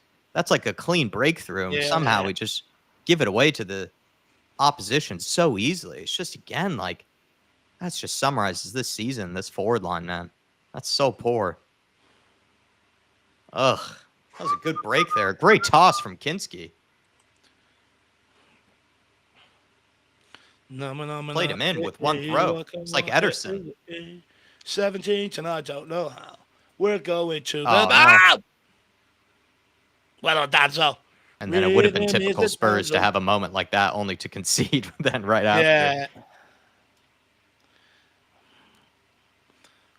By the way, I keep remind me over the weekend. I need to go back and clip, my sweet words to Romero before he won that ball against Bodo Glimt for Solanke's goal. I don't know if anyone remembers it, but I remember sitting there in the exact moment before we won the corner and saying, I think the ball was out for throw, and I says, I smell it. That metallic taste of blood is in the air. You know what I mean? I could smell it. They're there for the taking. We won a corner, and I sat there and I was like, Romero, we've been close, buddy. We've come very close in recent weeks. Everyone's giving you stick. Now's your time. Then he rises like a phoenix, does a Mr. Rombastic, great ball down for Solanke, and then he buries it. It was brilliant. Need to get that clip. That's it, child. Get in his face. Come on. We're the War Dogs tonight. Let's go. Thrown to the ground by Konsa.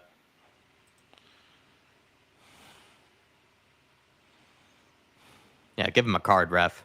Peter Banks, give him a card.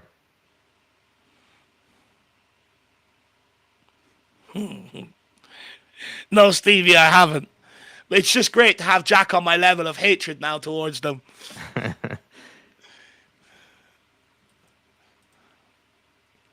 Don't worry. Next time we go over, we're not even going for a game. We're just going to ride the subway and wait for a rival fan to be asleep on it. Oh, Regulon's jersey's been pulled off him, is it? Villa definitely disappointed by their performance in the first half. Yeah.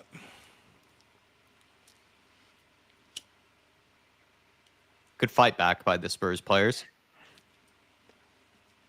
Like to see that from Tell. Bit of aggression, bit of fight, up in the face. You're not going to do that to me. Yeah, Now he's not channel making your any. anger. Tell's not making any friends. I mean, look at that. Come on. Come on. I bet you Tell's girlfriend doesn't grab him like that. Come on now. Look, come on.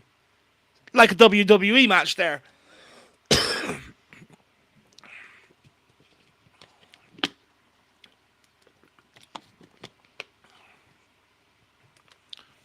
Regulon showing the referee something. He must have got nipple crippled, did he?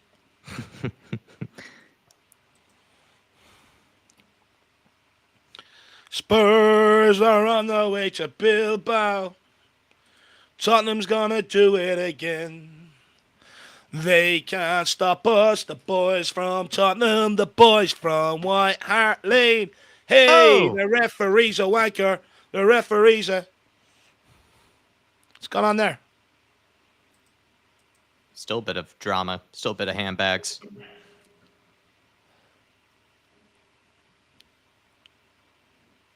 Oh, they're rattled. Kamara. Great, you got to get closer to that lad. Oh, well done, Dadzo. Shoddy clearance, though. Yeah, very shoddy clearance.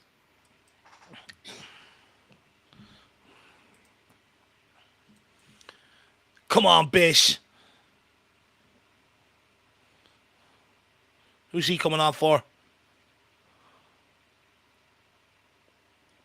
Papamasaurus.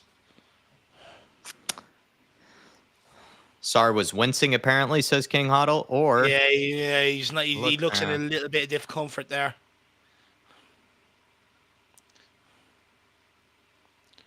Actually, I think he was the better of the two midfielders. Sorry, he actually was putting in challenges. I hope it's only precautionary, sir, because if not, and then Basuma ends up going to get injured, we might get a call up in the midfield, Jack. I'm gonna be honest too. Like, I don't think I'm ready. I think Archie Gray, and every opportunity he's had in midfield, does not look good. Nah, well, look, he won't be in the midfield for the final. Definitely not. You won't be lucky to get off the bench. It's a Regulon. Well on, Kinski. Right, let's go, Mikey. Now's your time. Now's your time. You are the king. Well done, it's a great ball for Jed Spence. That's beautiful. Go on, Spence. Just a little heavy for Jed, but good job by Mikey. Held on to it long enough. Well done. That's more like it. Let's go. More, more, more. How do you like it? How'd you like it? Spence-tacular. All the way to Rhythm is a Danzo. Ben. Onto Davies. Can he clip it around to Regs? Well done, Sonny. Good touch, Sonny. Regular, well done. Just give back to Sonny. Let him do everything. Here we go. Go on, Sonny.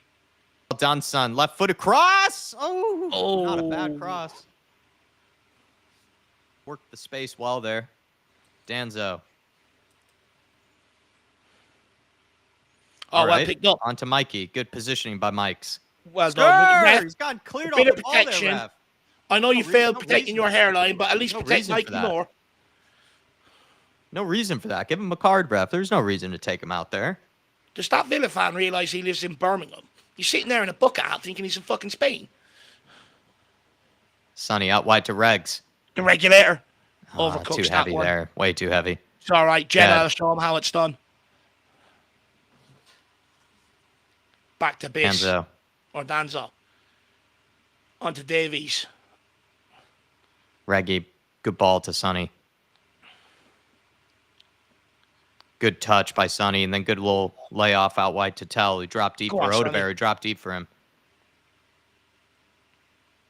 No reason to go all the way back, but Gray shifts it on to Danzo. Come on, Danny. Jedi plays it down the line to Miker.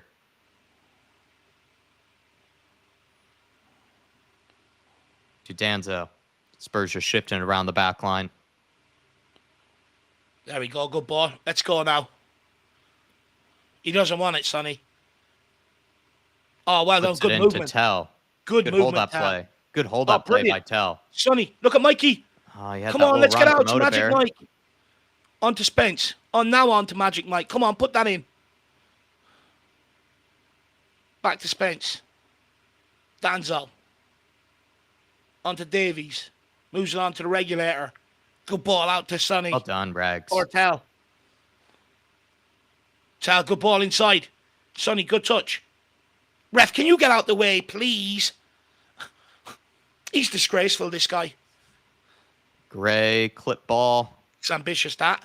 Well, it just Mikey, hung more up there a challenges. little Can he long. win something out of it, though? Well done, Mikey. Well done, Mikey.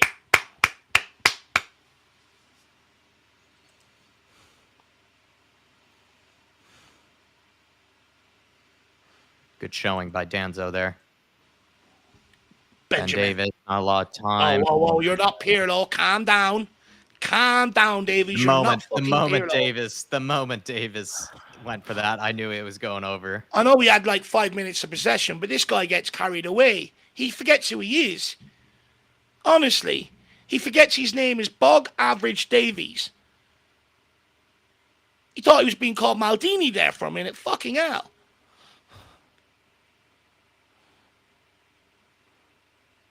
I was enjoying that spell.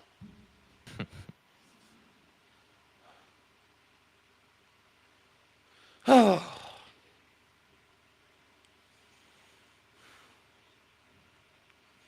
Villa building up, attack down our left-hand side. Matty Cash doesn't take the opportunity to cross, slows it down. Sonny's now shepherding him backwards. It's a ball over the top. Well done, Bissouma. No, Biss, no, Wrong Biss. option. Poorly timed. Asensio. Out for a corner. Poor from Bissouma. Bad giveaway. It's just a bad. Just give it to the winger.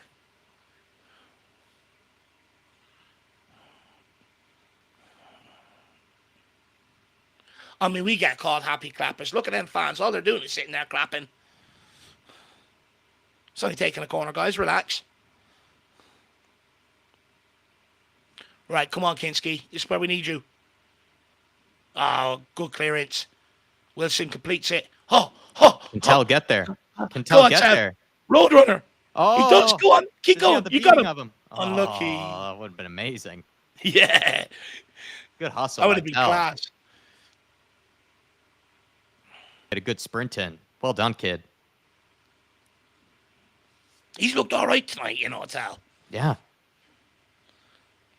Oh, no, Mike, you got to be assertive there, Mikey. Oh, Jed.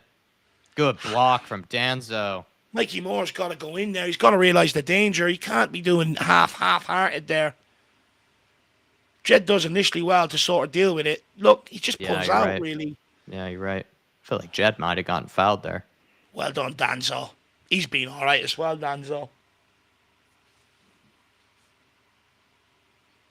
It's going to be an outswinger of McGinn.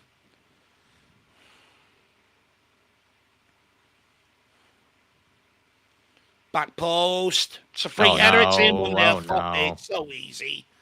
Fucking hell. Typical of this season.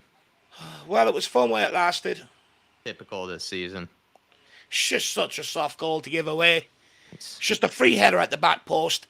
And, Maguire's going to be doing that for Man United. They just put a player in the 6-yard box, poke it home. Oh.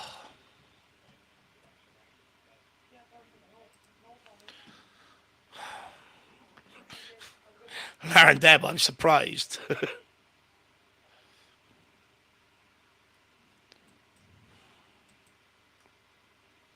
That's too easy. Bissouma is also acres away from him. He's just picking up nobody, is he? He's just picking up no one, Bissouma. Udebar's got to be stronger there, but Bissouma, fucking hell.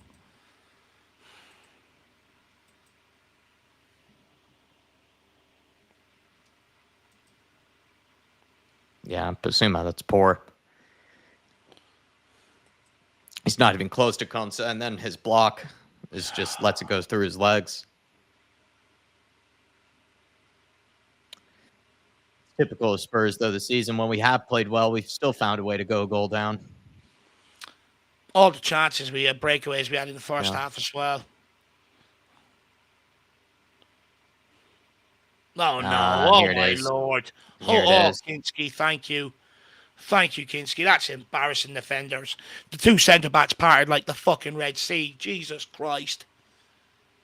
Don't tell me this guy's play acting for a penalty either. Good save there from Kinski. Yeah, he's played well.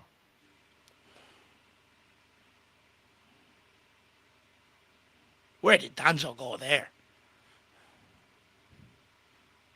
He's had a Radu Dragoson moment. Oh, nah, he's kicked Davies. There's no penalty there. He's kicked Davies, for fuck's sake.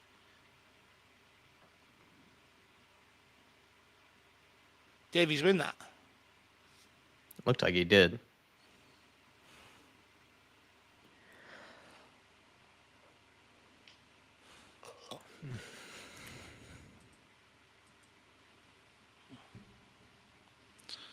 Aston Villa's now sitting in fourth if they win this.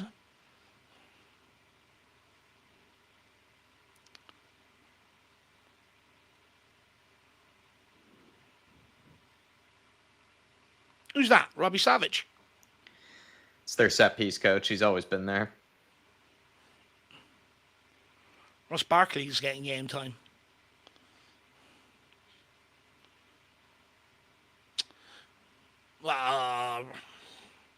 Now we're just getting petulant. Suppose just do what they usually do to us. Kick the shit out of them now. 0-0 between Chelsea and Man United. Yeah.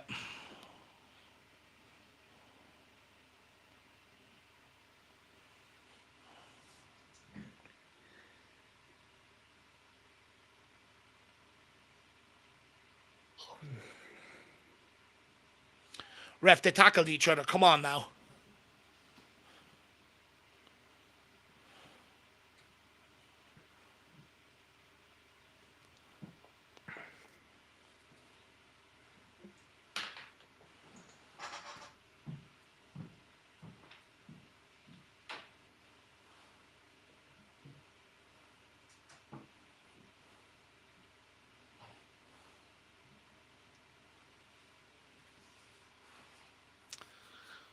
Oh, that goal killed the game, didn't it?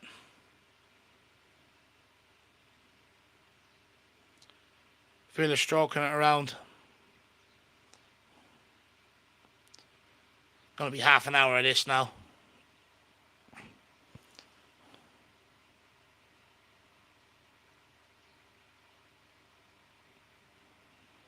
Pau Torres gets it out. Is he looking for the cross? He doesn't.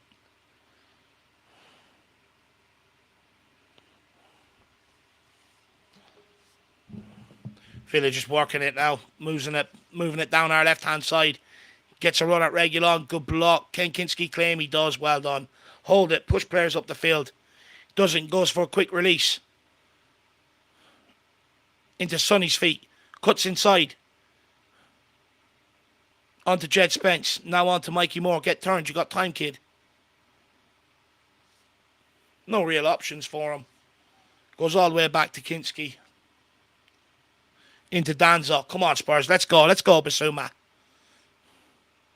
Look at that ball over the top for Mikey Moore. It's a good ball. Oh, ref. Come on, ref. That's in the back. That's shocking. Is that inside the box? Let's have another look at this. He's giving it. Is it inside the box? No, it's outside. Good decision. Well done, Mikey Moore. Good run. Come on, let's see if we can get a good delivery here.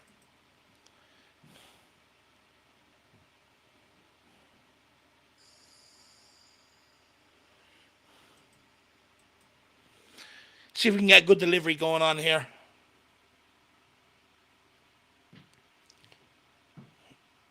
Matisse Taylor standing over it.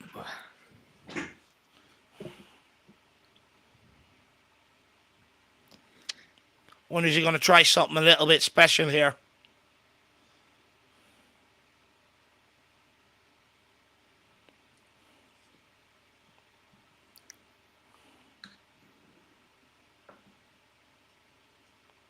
It's Regulon. He's going to have a go. It's poor.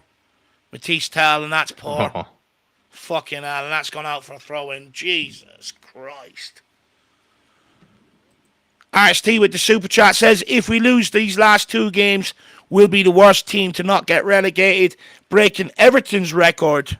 Yeah, it's been a long one this season, RST. It's been piss poor, man. It's been piss poor.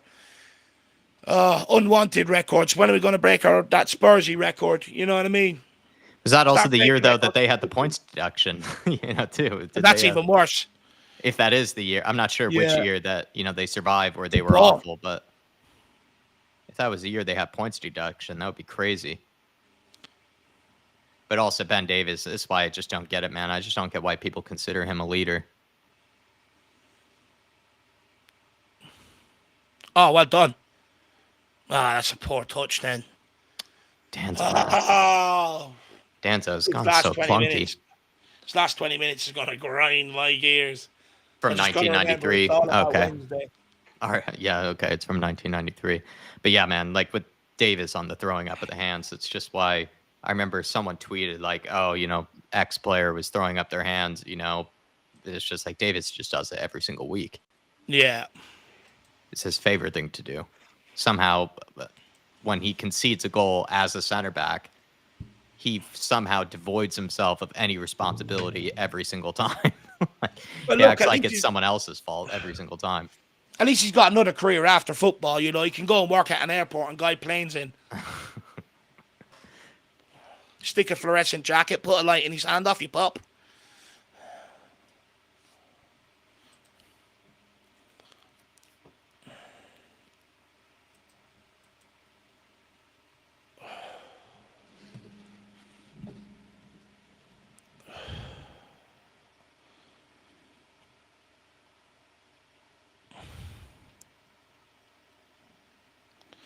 Aston Villa are just going to manage this game now.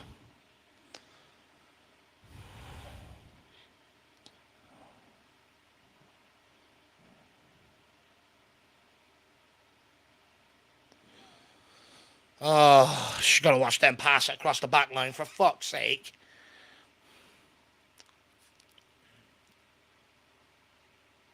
See that out. It's poor. Just see it out. Has it got it back off him?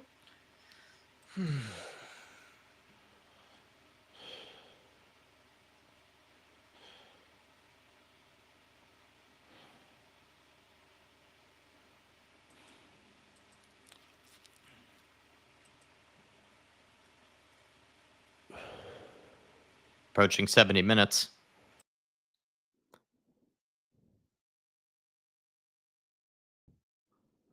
Clearance by Danzo.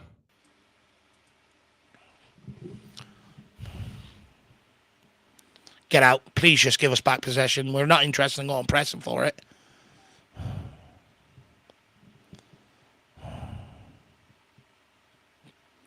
Oh, how has no one cleared that? God. It went past Sonny and Basuma. Oh my God. Oh my Lord, pathetic. Fucking pathetic from How did no one clear that though? Jeez, yeah. it went past 2-3 Spurs players. Look at this pass. It was an awful pass. Basuma couldn't clear, Reggie couldn't clear, Sonny couldn't clear, and Reggie was in a shocking challenge. That is pathetic. What a pussy.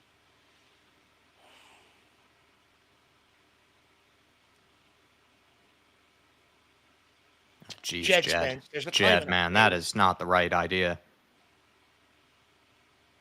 Don't play that in the air, man. One of yous go for it. Both of yous pulled out of it. Oh, just think Wednesday, Dave. Just think Wednesday.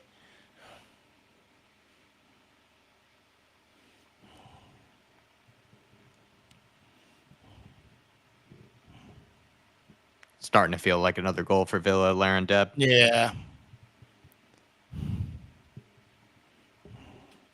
Ben Davis, you want to get close to him and put in a challenge instead of shuffling like a crab from left to right. Jesus, man. It's like watching a lobster just moving back and forth. With his hands behind his back as well. With his hands behind his back. Basuma, that's shocking. You don't header it back across your own fucking goal. Fucking hell. And Ben Davis there with the marking. He's just going left to right with his hands on his hips behind his back. It's like watching a crab. That's shocking from Basuma there.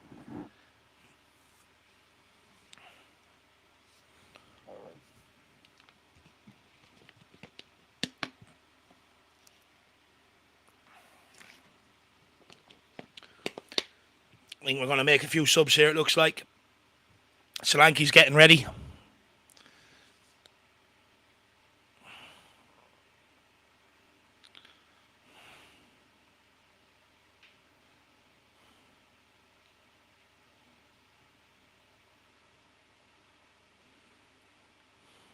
People want Son to come off.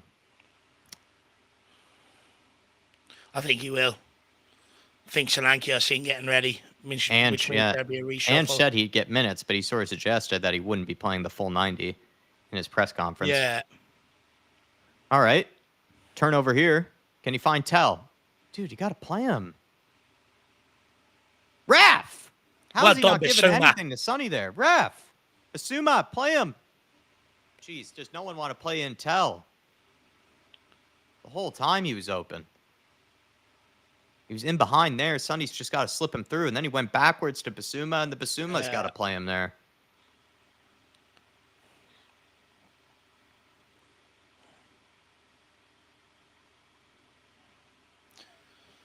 Oh. This is hard to watch. I know we've got a final Wednesday, but it doesn't make it any easier.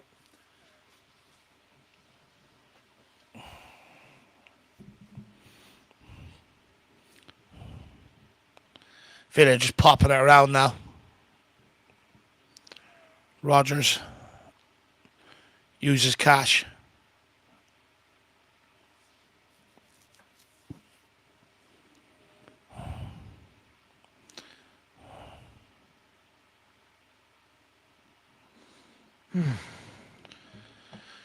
Oh, come on.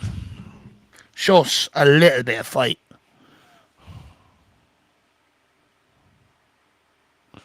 Too easy. 2-0. Oh, my gosh. Well, if everyone's going to stand off, back off, it's going to happen. Oh, there it is. 2 years now. Last year, we lost the Champions League to Aston Villa. This year, we've been nowhere close to them, but now there it is. Second year of Champions League for them.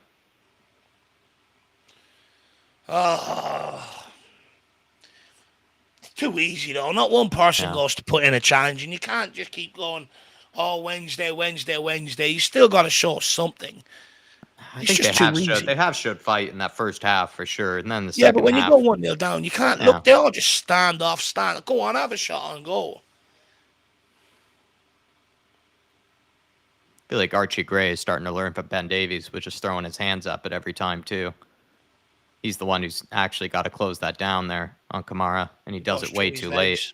Yeah. He does it way too late. Archie Gray reacts so late.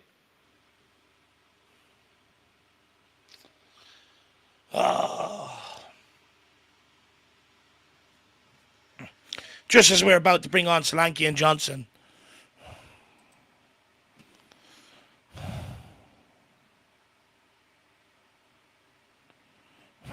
DB, can't wait for Wednesday. Either way, this bollocks ends. Fair point, man.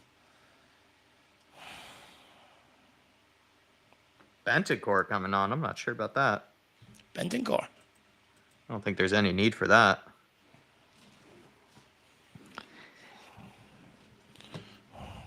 Especially with Sarr coming off injured, potentially. Yeah. Oh my Jed, Lord. Man. Half-hearted challenge from Jed Spence.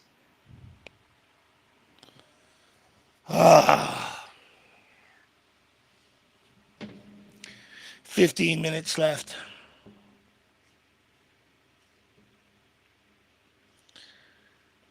Doesn't give you any confidence heading into Wednesday. It's not. It could have been worse, but well, I'm saying that now. Could be 3. It's just open season. Now everyone's no. This next 60 minutes is going to feel very long. Our players are already on the bus to Bilbao. They're not even running now. Everyone's just in self-preservation mode.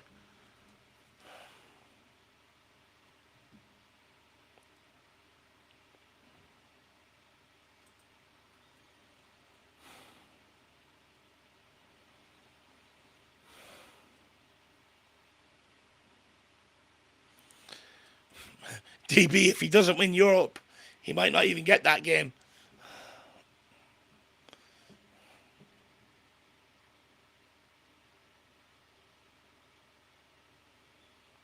Someone please tell him he's not Pirlo, please. Please tell him he's not fucking Pirlo. Ben Shapiro more than Ben Pirlo. Fucking hell. I just, again, though, the fact that he's raising his arms, though, Archie Gray, after not closing down that challenge, he was the one that needed to react there, and he reacts super late, and then he also throws his hands up after, and he's like, again, he's just learning far too much from Ben Davies.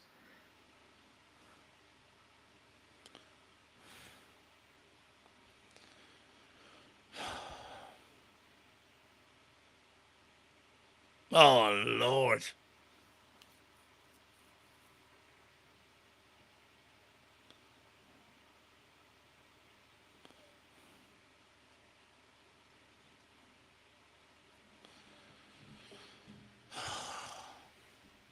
Come on, ref, it's already tough enough. Just tell him to get on with it.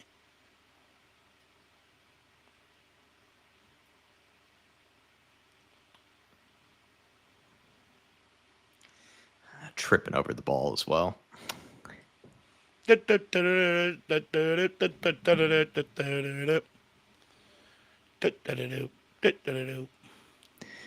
Coy is saying, love going to work every day, and my Chelsea colleagues mocking Spurs. Listen, man, like that's what we're just clinging on to Europa League just so that we can save ourselves the embarrassment of potentially the worst, the worst season in history. We really need Europa League, man. Good ball from Mikey. Good touch from Odebear. Play him. Oh my God, Odebear, man. It's just Archie, good recovery. Oh my God. That really is cross. Oh my God. Man, I am not convinced by Archie Gray.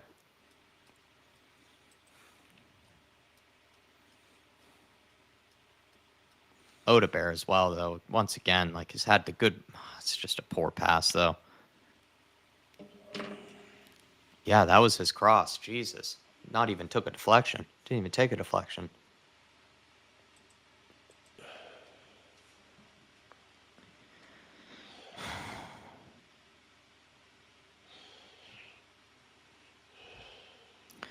Jerome saying can't even compete for one game. I feel sorry for you two to have gone and watched this unforgivable performance. Sick of those players and sick of Ange. Jerome, like, I think we have been a lot better in this game than we were against Crystal Palace. Like, Crystal Palace, dude, I honestly think we only entered Palace's half like 4 or 5 times. We couldn't even get into their half. And then I'm pretty sure I got more freckles from that game from all the sunburn than I even did from, Spurs getting touches in their box or any attacking moves whatsoever. I would say we were a lot worse against Palace, but that being said, we still aren't anything special. Like, we are a 17th place team. When I watched us, I was like, yeah, that's right. We're a 17th team that's approaching 20 plus losses in a Premier League season, and we played that way. And when it comes to the players, I think in the first half they actually did give some decent effort. It's just kind of a classic case, though, from this season where we just waste chance after chance after chance and opportunity after opportunity. And then eventually we just get punished because we just don't take our moments. And then when we did concede, the players kind of looked like they had given up, after conceding. I don't know. I mean, they shouldn't, but I don't know if I really blame them. It's just, I don't know, man. It's just. But again, you look at the way the game's panned out, some great breakaways in the first half. We could have the game done and dusted. You know what I mean? Didn't take them then, and all of a sudden, we lose confidence, and then the other team go up and score. It's been rinse and repeat. To be honest with you, what do you even say anymore, Jerome? Honestly, what do you even say anymore? Like, look, I just want to win it. Hopefully, win that Europa League, man. Just give me back my love, for the fucking football club, because it's dying a little bit this season to a certain degree. Just give me back the love and the passion and the fuel for it again, and let's move on. Look, I think everything's coming to an end anyway. There's a video out last week, Postecoglou sitting down between 2 players, no one doing anything in training. It stinks of everyone on holidays. they're all going to try and win this Europa League as a marriage of convenience, and then it's done and dusted. But what do you even say anymore? Like, I'm sick of hating on the players, the manager, the club.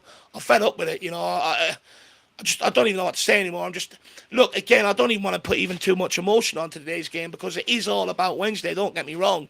This game is just a distraction, but the problem is, even I've seen this when we haven't been anywhere near a final. Do you know what I mean? It's just embarrassing at this point. It's what this season has been. Just embarrassing, Jerome. I do think we played a lot better tonight than we did against Crystal Palace. At least this game, I can actually recall some attacking moves. Oh, geez, Danzo.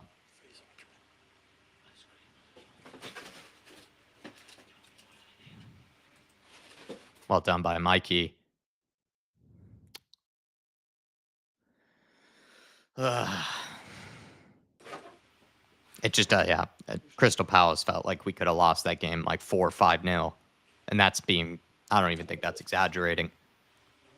This game, it felt like Spurs had been at least decent in periods. Second half, though, once we conceded that goal, like we knew where this was headed. Yeah.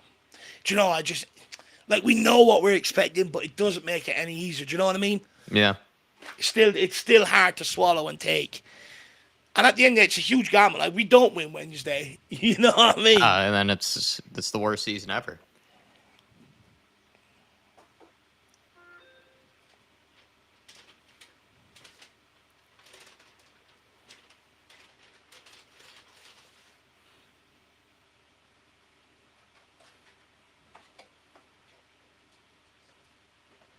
Oh, well done, Dom. Solanke. But then he touches it into his path. How many guys have we seen that tonight as well? Odebear had that one, man. Odebear was clean through. That was probably touch the ball away that might have been the worst one from Odebear, man. Hard. Remember, Odebear was clean through, and he somehow still touched it towards the Villa player. Somehow he gave it away.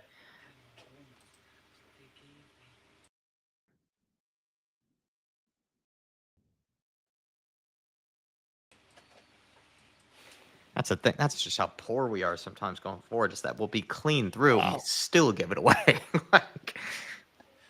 I've just lost hope of us scoring regularly without Harry Kane. I lost all hope.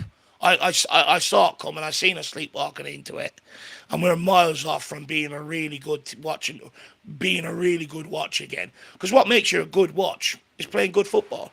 We are miles off that. Miles. Even a new manager coming in, they're so bereft of confidence. He's a massive job on his hands.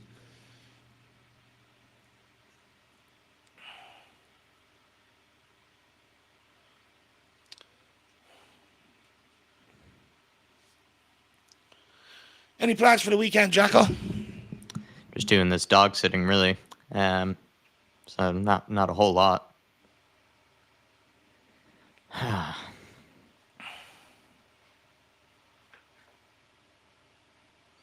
Oh my God, man. Odebear's he started brightly. He's just looked worse and worse and worse, though. Ozzy Ange, I hate to break it to you, man, but in football, no game's a free hit. Not if you're serious. When you've lost 20-odd games this season, it's also not a free hit. If we would have won prior coming up to this game, maybe I'd have a different thought on it. But I'm not getting into this is a free hit, that's a free hit bollocks. We want to compete and be serious going forward. 4 competitions.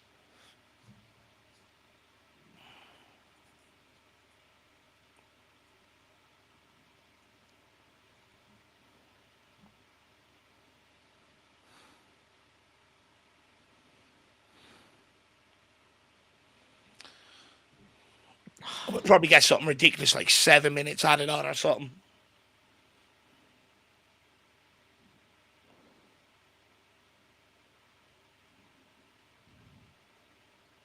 Tell. Back to Davies. Look at him, he doesn't even know where to go with it. Oh, Mikey Moore's gone down. Oh, for fuck's sake. Another injury.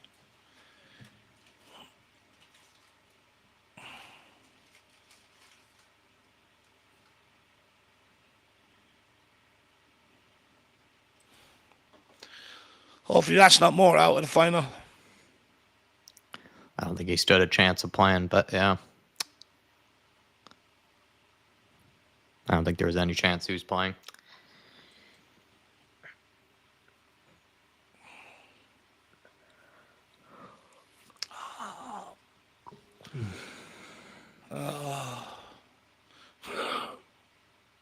That flag was brilliant, by the way. Did you see that?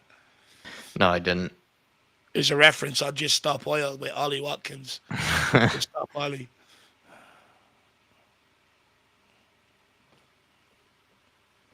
Al Ben saying Villa got rid of Langa. His replacement brought in Morgan and Camara for $8 million. Langa brought in Odebear and Gray for $68 million. I've been trying to say about this guy.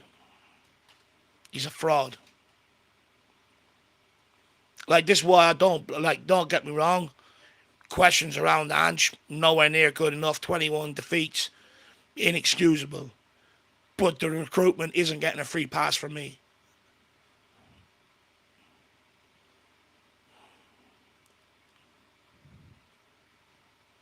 Johan Lang is a fucking fraud. You're absolutely spot on, Al Ben. You know, they got rid of him. They bring in, who's that guy from Sevilla? Monchi. He worked with Emery before Monchi. They're bringing in Asensio's on loans, players like that. Johan Lang even rang up PSG. They'd be like, sorry, yeah, just bring the delivery round the back. You know what I mean? Embarrassing. Thank God Paratici's coming back.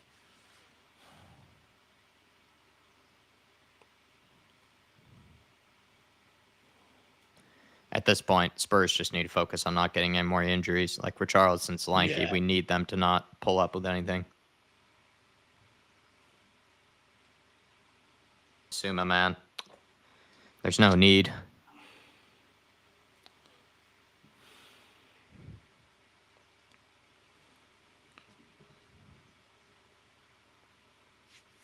Oh, what a waste of a Friday evening.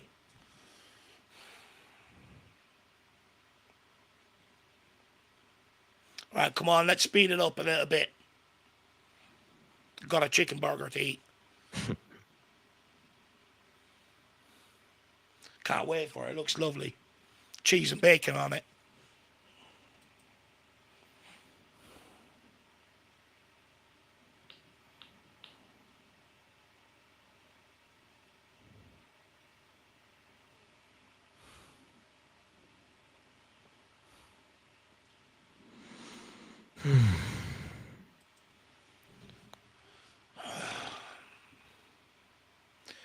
Two more minutes of suffering. Please, if there's anyone from the Premier League tuning in, please do not give us any more than 2 minutes added on. I beg.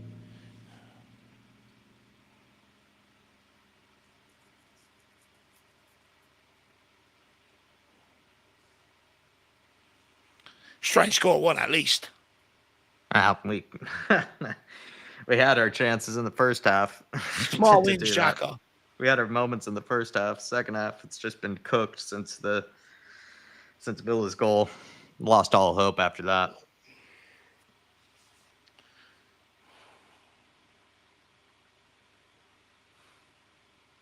Artist T saying, under Poch and Conte, even if we get knocked out of Europe, we had a safety net of being in the top 5. We don't even have that now to say, and also to say free hit is nonsense. I think if you're losing 20 plus games in a season, to label these as like free hits, it's just like, well, I mean, it's like it just really screams of like copium. You know, Yeah. to call it a free hit, it screams of copium. It's madness, honestly.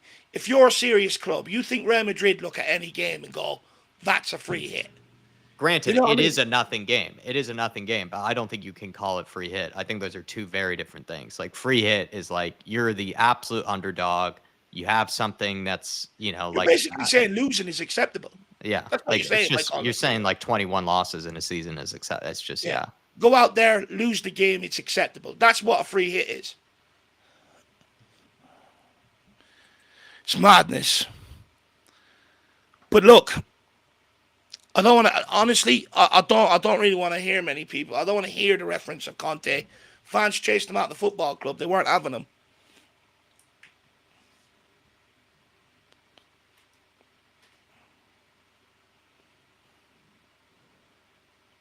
But also, the Premier League has gotten so competitive that I agree there is no safety net of, just 6 being in the top minutes. 5. What are we in? Friday night torture chamber? Oh my Oh, gosh. Lord. How easy is that? Making Ross Barkley look 16 again. But yeah, man, the Premier League is just so competitive now. It's so difficult. It is so difficult. You have to be a proper outfit to finish inside the top 5. You really do. The fact that Forest could finish outside of it is insane. Like, they've been one of the best teams all season. And yes, granted, they've kind of bottled it towards the end, but they would still smack us if they played us, Forest. That's what's crazy, is these teams that are in and around the top 5, like, they are years better than us. Light years. Do you know what's difficult? Under Pochettino, right? It gave me the arrogance going into games. The only games you sort of really went into was your United, Liverpool, Arsenal, Chelsea. A bit like, oh, this could go either way. Every other game I look at, I go, beat them, beat them, beat them. It's hard when I'm looking at us lose these games. And like, to your point, so far off the quality, Jack. Yeah. It makes it even harder. Because I still look at these fixtures, thinking we're still the Poch team to a certain degree. I've still got the arrogance from the Poch era. Should beat them, should beat them. It's just hard to see us not even fucking compete. That's what's hard. We're not even competing. Like, there's no excuse. Palace turned up. They had an FA Cup final this week. We dropped that game. We dropped this game. United are currently drawn with Chelsea. They're still in the same final as we are Wednesday.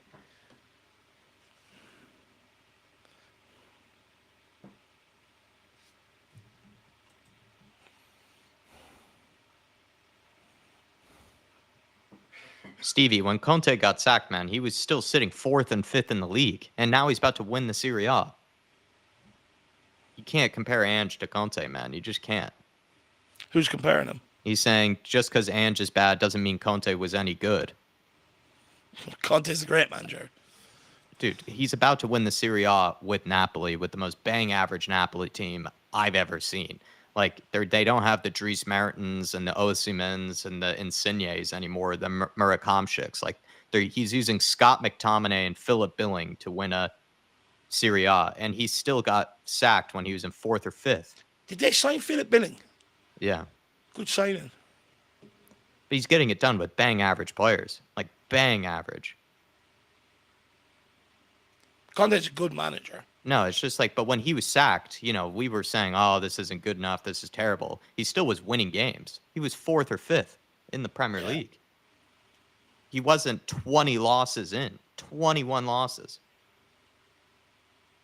It's not even a conversation, Stevie. I'm sorry. It's not even a conversation.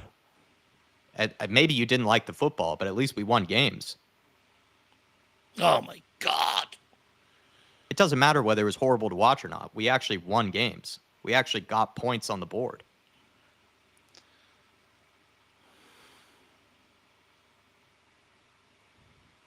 That's my thing, is I don't care about nice football. I seriously don't. I just care about points. I just care about winning games.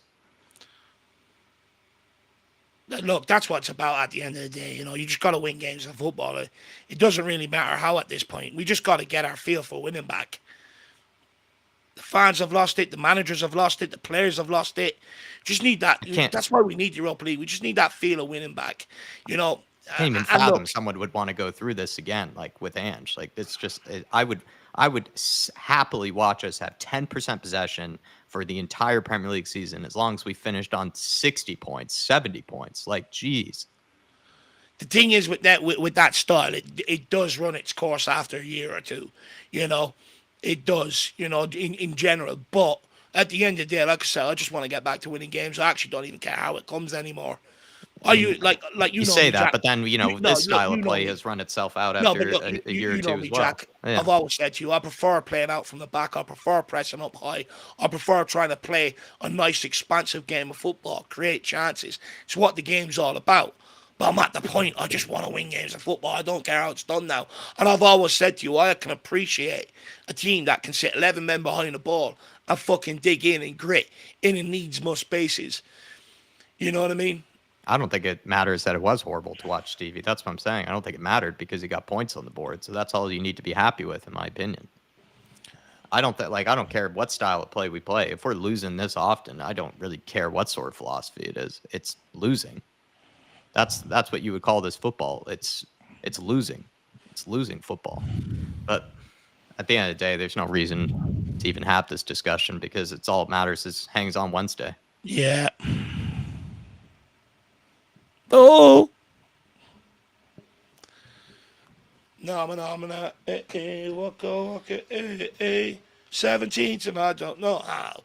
We're going to Bilbao. Come on, just blow the whistle. Please, just put us out of the misery. Just let us have the weekend to cool off, and then let's get back at it Wednesday. Come on now, ref. Blow it. Thank fuck for that. Oh, another tough watch, guys. That's 21 of them now this year. Officially the worst Premier League team to ever survive. It's been tough. Look, at the end of the day, it is all about Wednesday. Win today or lose today, it's still all about Wednesday. It's nowhere near good enough. I think it doesn't send a good message. I think winning one Europa League title, don't get me wrong, I think our Spurs fans, if we do it, we should be grateful. 41 years without it. But this team and this manager together have proven they can't compete across multiple competitions. Has to come to an end after the Europa League. One, it doesn't matter what the result is, has to. I can't take this any longer. I can't sit here. Like I said, under Pochettino, I had that arrogance. I looked at everybody else bar the top four. Smash you, smash you, smash you. Now I'm going into games going, how do we get a foothold against fucking Ipswich Town? Some shit teams across Europe. How do we get a foothold in the game? It's driving me mad. Look, it's Friday night. Get this over and done with. Let's have the weekend to cool off. Let's all come back Monday and fucking get in party mode for this final. Let's see what we can do. Because honestly, I could sit here, I can rant, I can rave. The reality is we do perform better in Europe. We have shown that we can turn up in Europe. And honestly, there's nothing you can take from this game. We've seen a bunch of players, even the ones that come off the bench, half-hearted, not really breaking any sprints, not getting stuck in, pulling out of challenges, all because their eggs are there for Wednesday. It is what it is. I don't like it. I've said I want to move on after this season, regardless of it. And that's where I'm at now. I just can't continue watching this shit, man. Just get Wednesday, get me the trophy, put it in the cabinet, let me fucking enjoy my summer, and we'll come back next season. That's what all hangs on. It's just Wednesday. It's all hangs on. I don't know. I'm not even that. Like, people are saying that, I'm mad about this result. I literally said a million times I actually wasn't. It's just frustrating to see again. I don't even know why people are making it out to be that I'm even that upset by this result. I'm really not. I think we played a lot better tonight than we did against Crystal Palace. I wasn't expecting much from this, but it is just hard to just continue to watch loss after loss after loss after loss. Like, I'm not going to end up having a smile on my face afterwards. But it all hangs on Wednesday. It does. I mean, even watching the Crystal Palace game, I just felt like, this is just not sustainable, to watch this sort of type of dross football. Like, it just doesn't give you any hope that things would actually be that much better the next season, if at all. But everything just hangs on Wednesday. It's all it is. It's the opportunity to save the season and to finish on a high because it's been mostly lows. It's been difficult. But look, I know people are going to say, Dave, energy for next week. Believe me. Believe fucking me. Come Monday, even probably over the weekend in the group chats, I'll be dropping in music, songs, me singing. I'm going to be pumped. Just my initial reaction to what we're seeing today, nothing different to what we've seen in large parts of this season. And I get we've got a final Wednesday. I get that, and I get that from the players' point of view as well. It's just difficult, and the thing is, I find it hard to give them the excuse of the final because I've seen it 20-odd times this season. Yeah. It's not a once-off. That's where the anger comes in. But look, like I said, they've proven to me, despite me maybe saying you can't just turn up for Europe, they have done. I'll be back here all after the weekend, and I will be pumped. You best believe. Yeah, I don't really know what to say anymore, to be perfectly honest. Just go and enjoy the weekend, man. Yeah, Honestly. yeah. I mean, no injuries, maybe apart from Pop Montasar. I guess you could say maybe there was something that might have happened there. He was kind of hobbling off to some degree, and you could argue maybe he might have been lined up to play in that final because if you wanted to go with still three men in midfield, you could play someone like Pop Montasar, but I don't know. Apart from that, I can't really say if there's a whole lot of talking points from this one. No, there's not.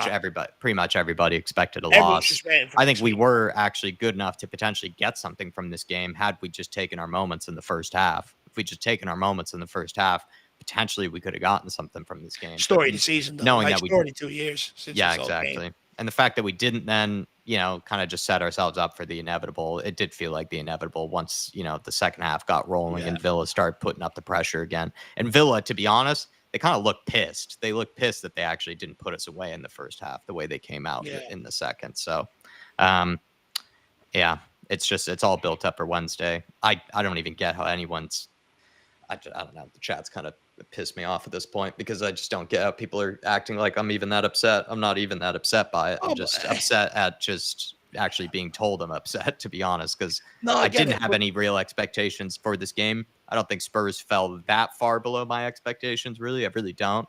I still am just sick, though, of, having to see 21 losses on the board and to see even what Artist T wrote, which is like, this is actually set up to have an even worse season than Everton did in whatever year he said, 1993. And then also, this genuinely, if we don't win that final, it will single-handedly be the worst season of my Tottenham Hotspur lifetime. Look, So I'll be that's honest. just the way it feels. But I'm really, at the actual result itself, I did not expect anything from it. I'm not even that bothered by it. But even to be saying that is also kind of depressing, to some degree, because, losing and losing and losing and then somehow just becoming numb to it is not a good sign. Not a good sign. No, and look, at the end of the day, if anyone wants to pull anyone off being upset, it's me. I am upset. I'm sorry. Like, I get all the permutations heading into this game, players saving themselves Wednesday. I take all that into account. Come Monday, I'll probably have a clearer head about it because I'll be more deluded heading into the final. But I'm sorry. It still doesn't make this any easier. I'm a Tottenham fan. I fucking grew up loving this club. I just want to see us win games of football. The last 6 years been a lot of misery. It's compiled every time. Every time we lose, it just adds to the last 6 years of pain since Pochettino's departure. Selling Harry Kane, it's been 2 really bleak years. It's been hard to watch, hard to stomach going forward. We can sit here and say today's game, yes, you take into account the final. But what about the other 20 times I've seen this shit? I'm sorry. It just doesn't make it any easier to stomach. The only thing that makes it even sort of palatable is we have a final Wednesday. That's what I'm just hoping to that. The fact that we're at a point where it's like we're going into these games, it's like, well, we know what to expect. You know what I mean? It still doesn't make it easier to sit here and actually have it, watch it, eat it. It doesn't make it any easier. Look, at the end of the day, like I said, just enjoy the weekend. Monday, Bilbao, baby. Jerome saying, if we win Europa, how can we compete in the Champions League and perform in the league? We will get relegated. Recruitment will have to be on point and no more kids.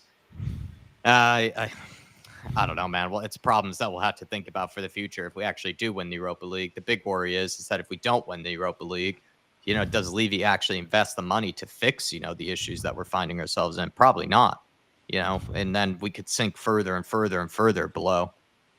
It's I don't know, man. I think we have to win the Europa League first before we even worry about that sort of type of thing. And then also, I guess you just have to think about, do they still just kind of move on from Ange even if he does win it? Even though I've made the case, I'm not even Ange's biggest fan at all. I did make the case though. What sort of message are we sending, to the whatever managers we end up bringing in? He wins a huge trophy that Spurs haven't won in decades, and then you sack him. What sort of message are you sending? Is it more important to get Champions League? Is it more important to win trophies?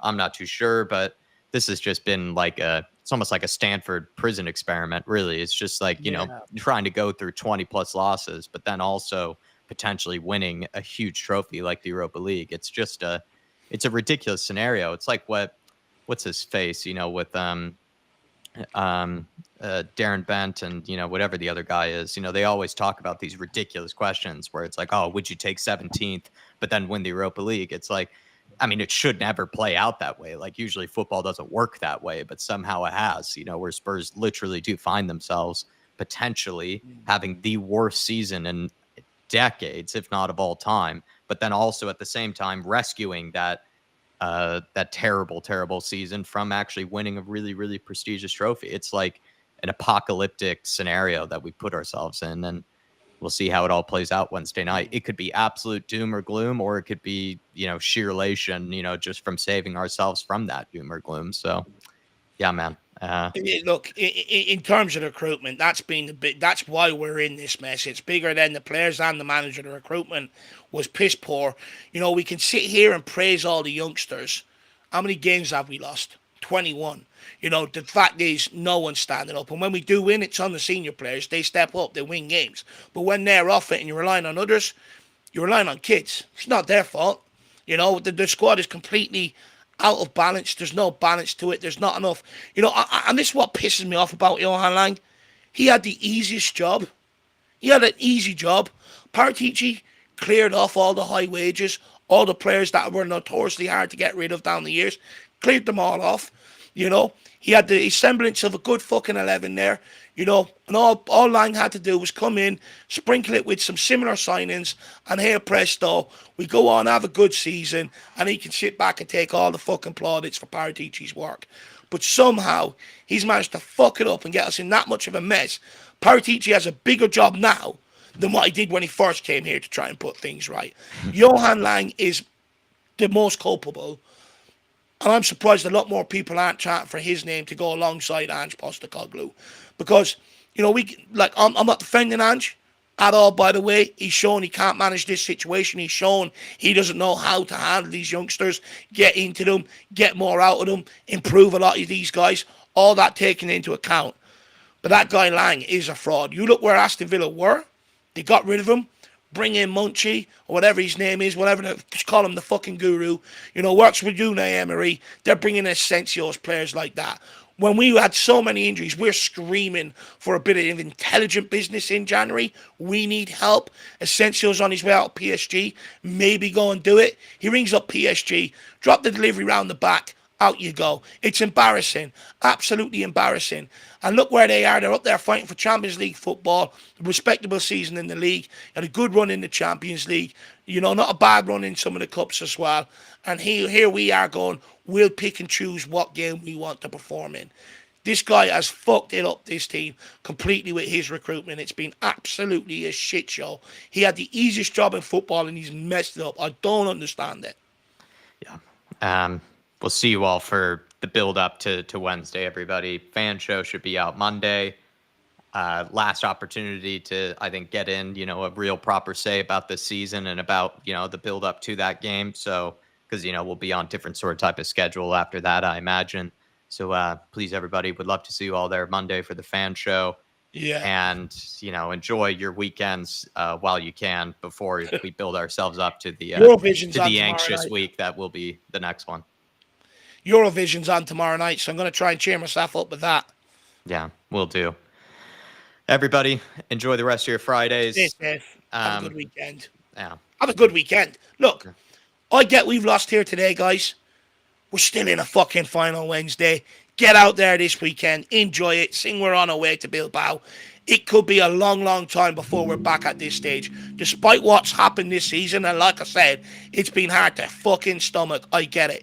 But despite what's happened, we're still somehow in a final. Like I said, 17th, and I don't know how, we're going to Bilbao. We're still on our way there. We may as well try and enjoy this occasion, because I can tell you now, it's going to be a long time since we're back here again. Yeah, it feels that way. Everybody, we'll see you all very, very soon. Enjoy your weekends and get yourselves ready for the massive game on Wednesday. It's going to take a lot out of us, but hopefully we'll all be worth it at the end. And come on, you Spurs. We'll see you next time, everybody. See you.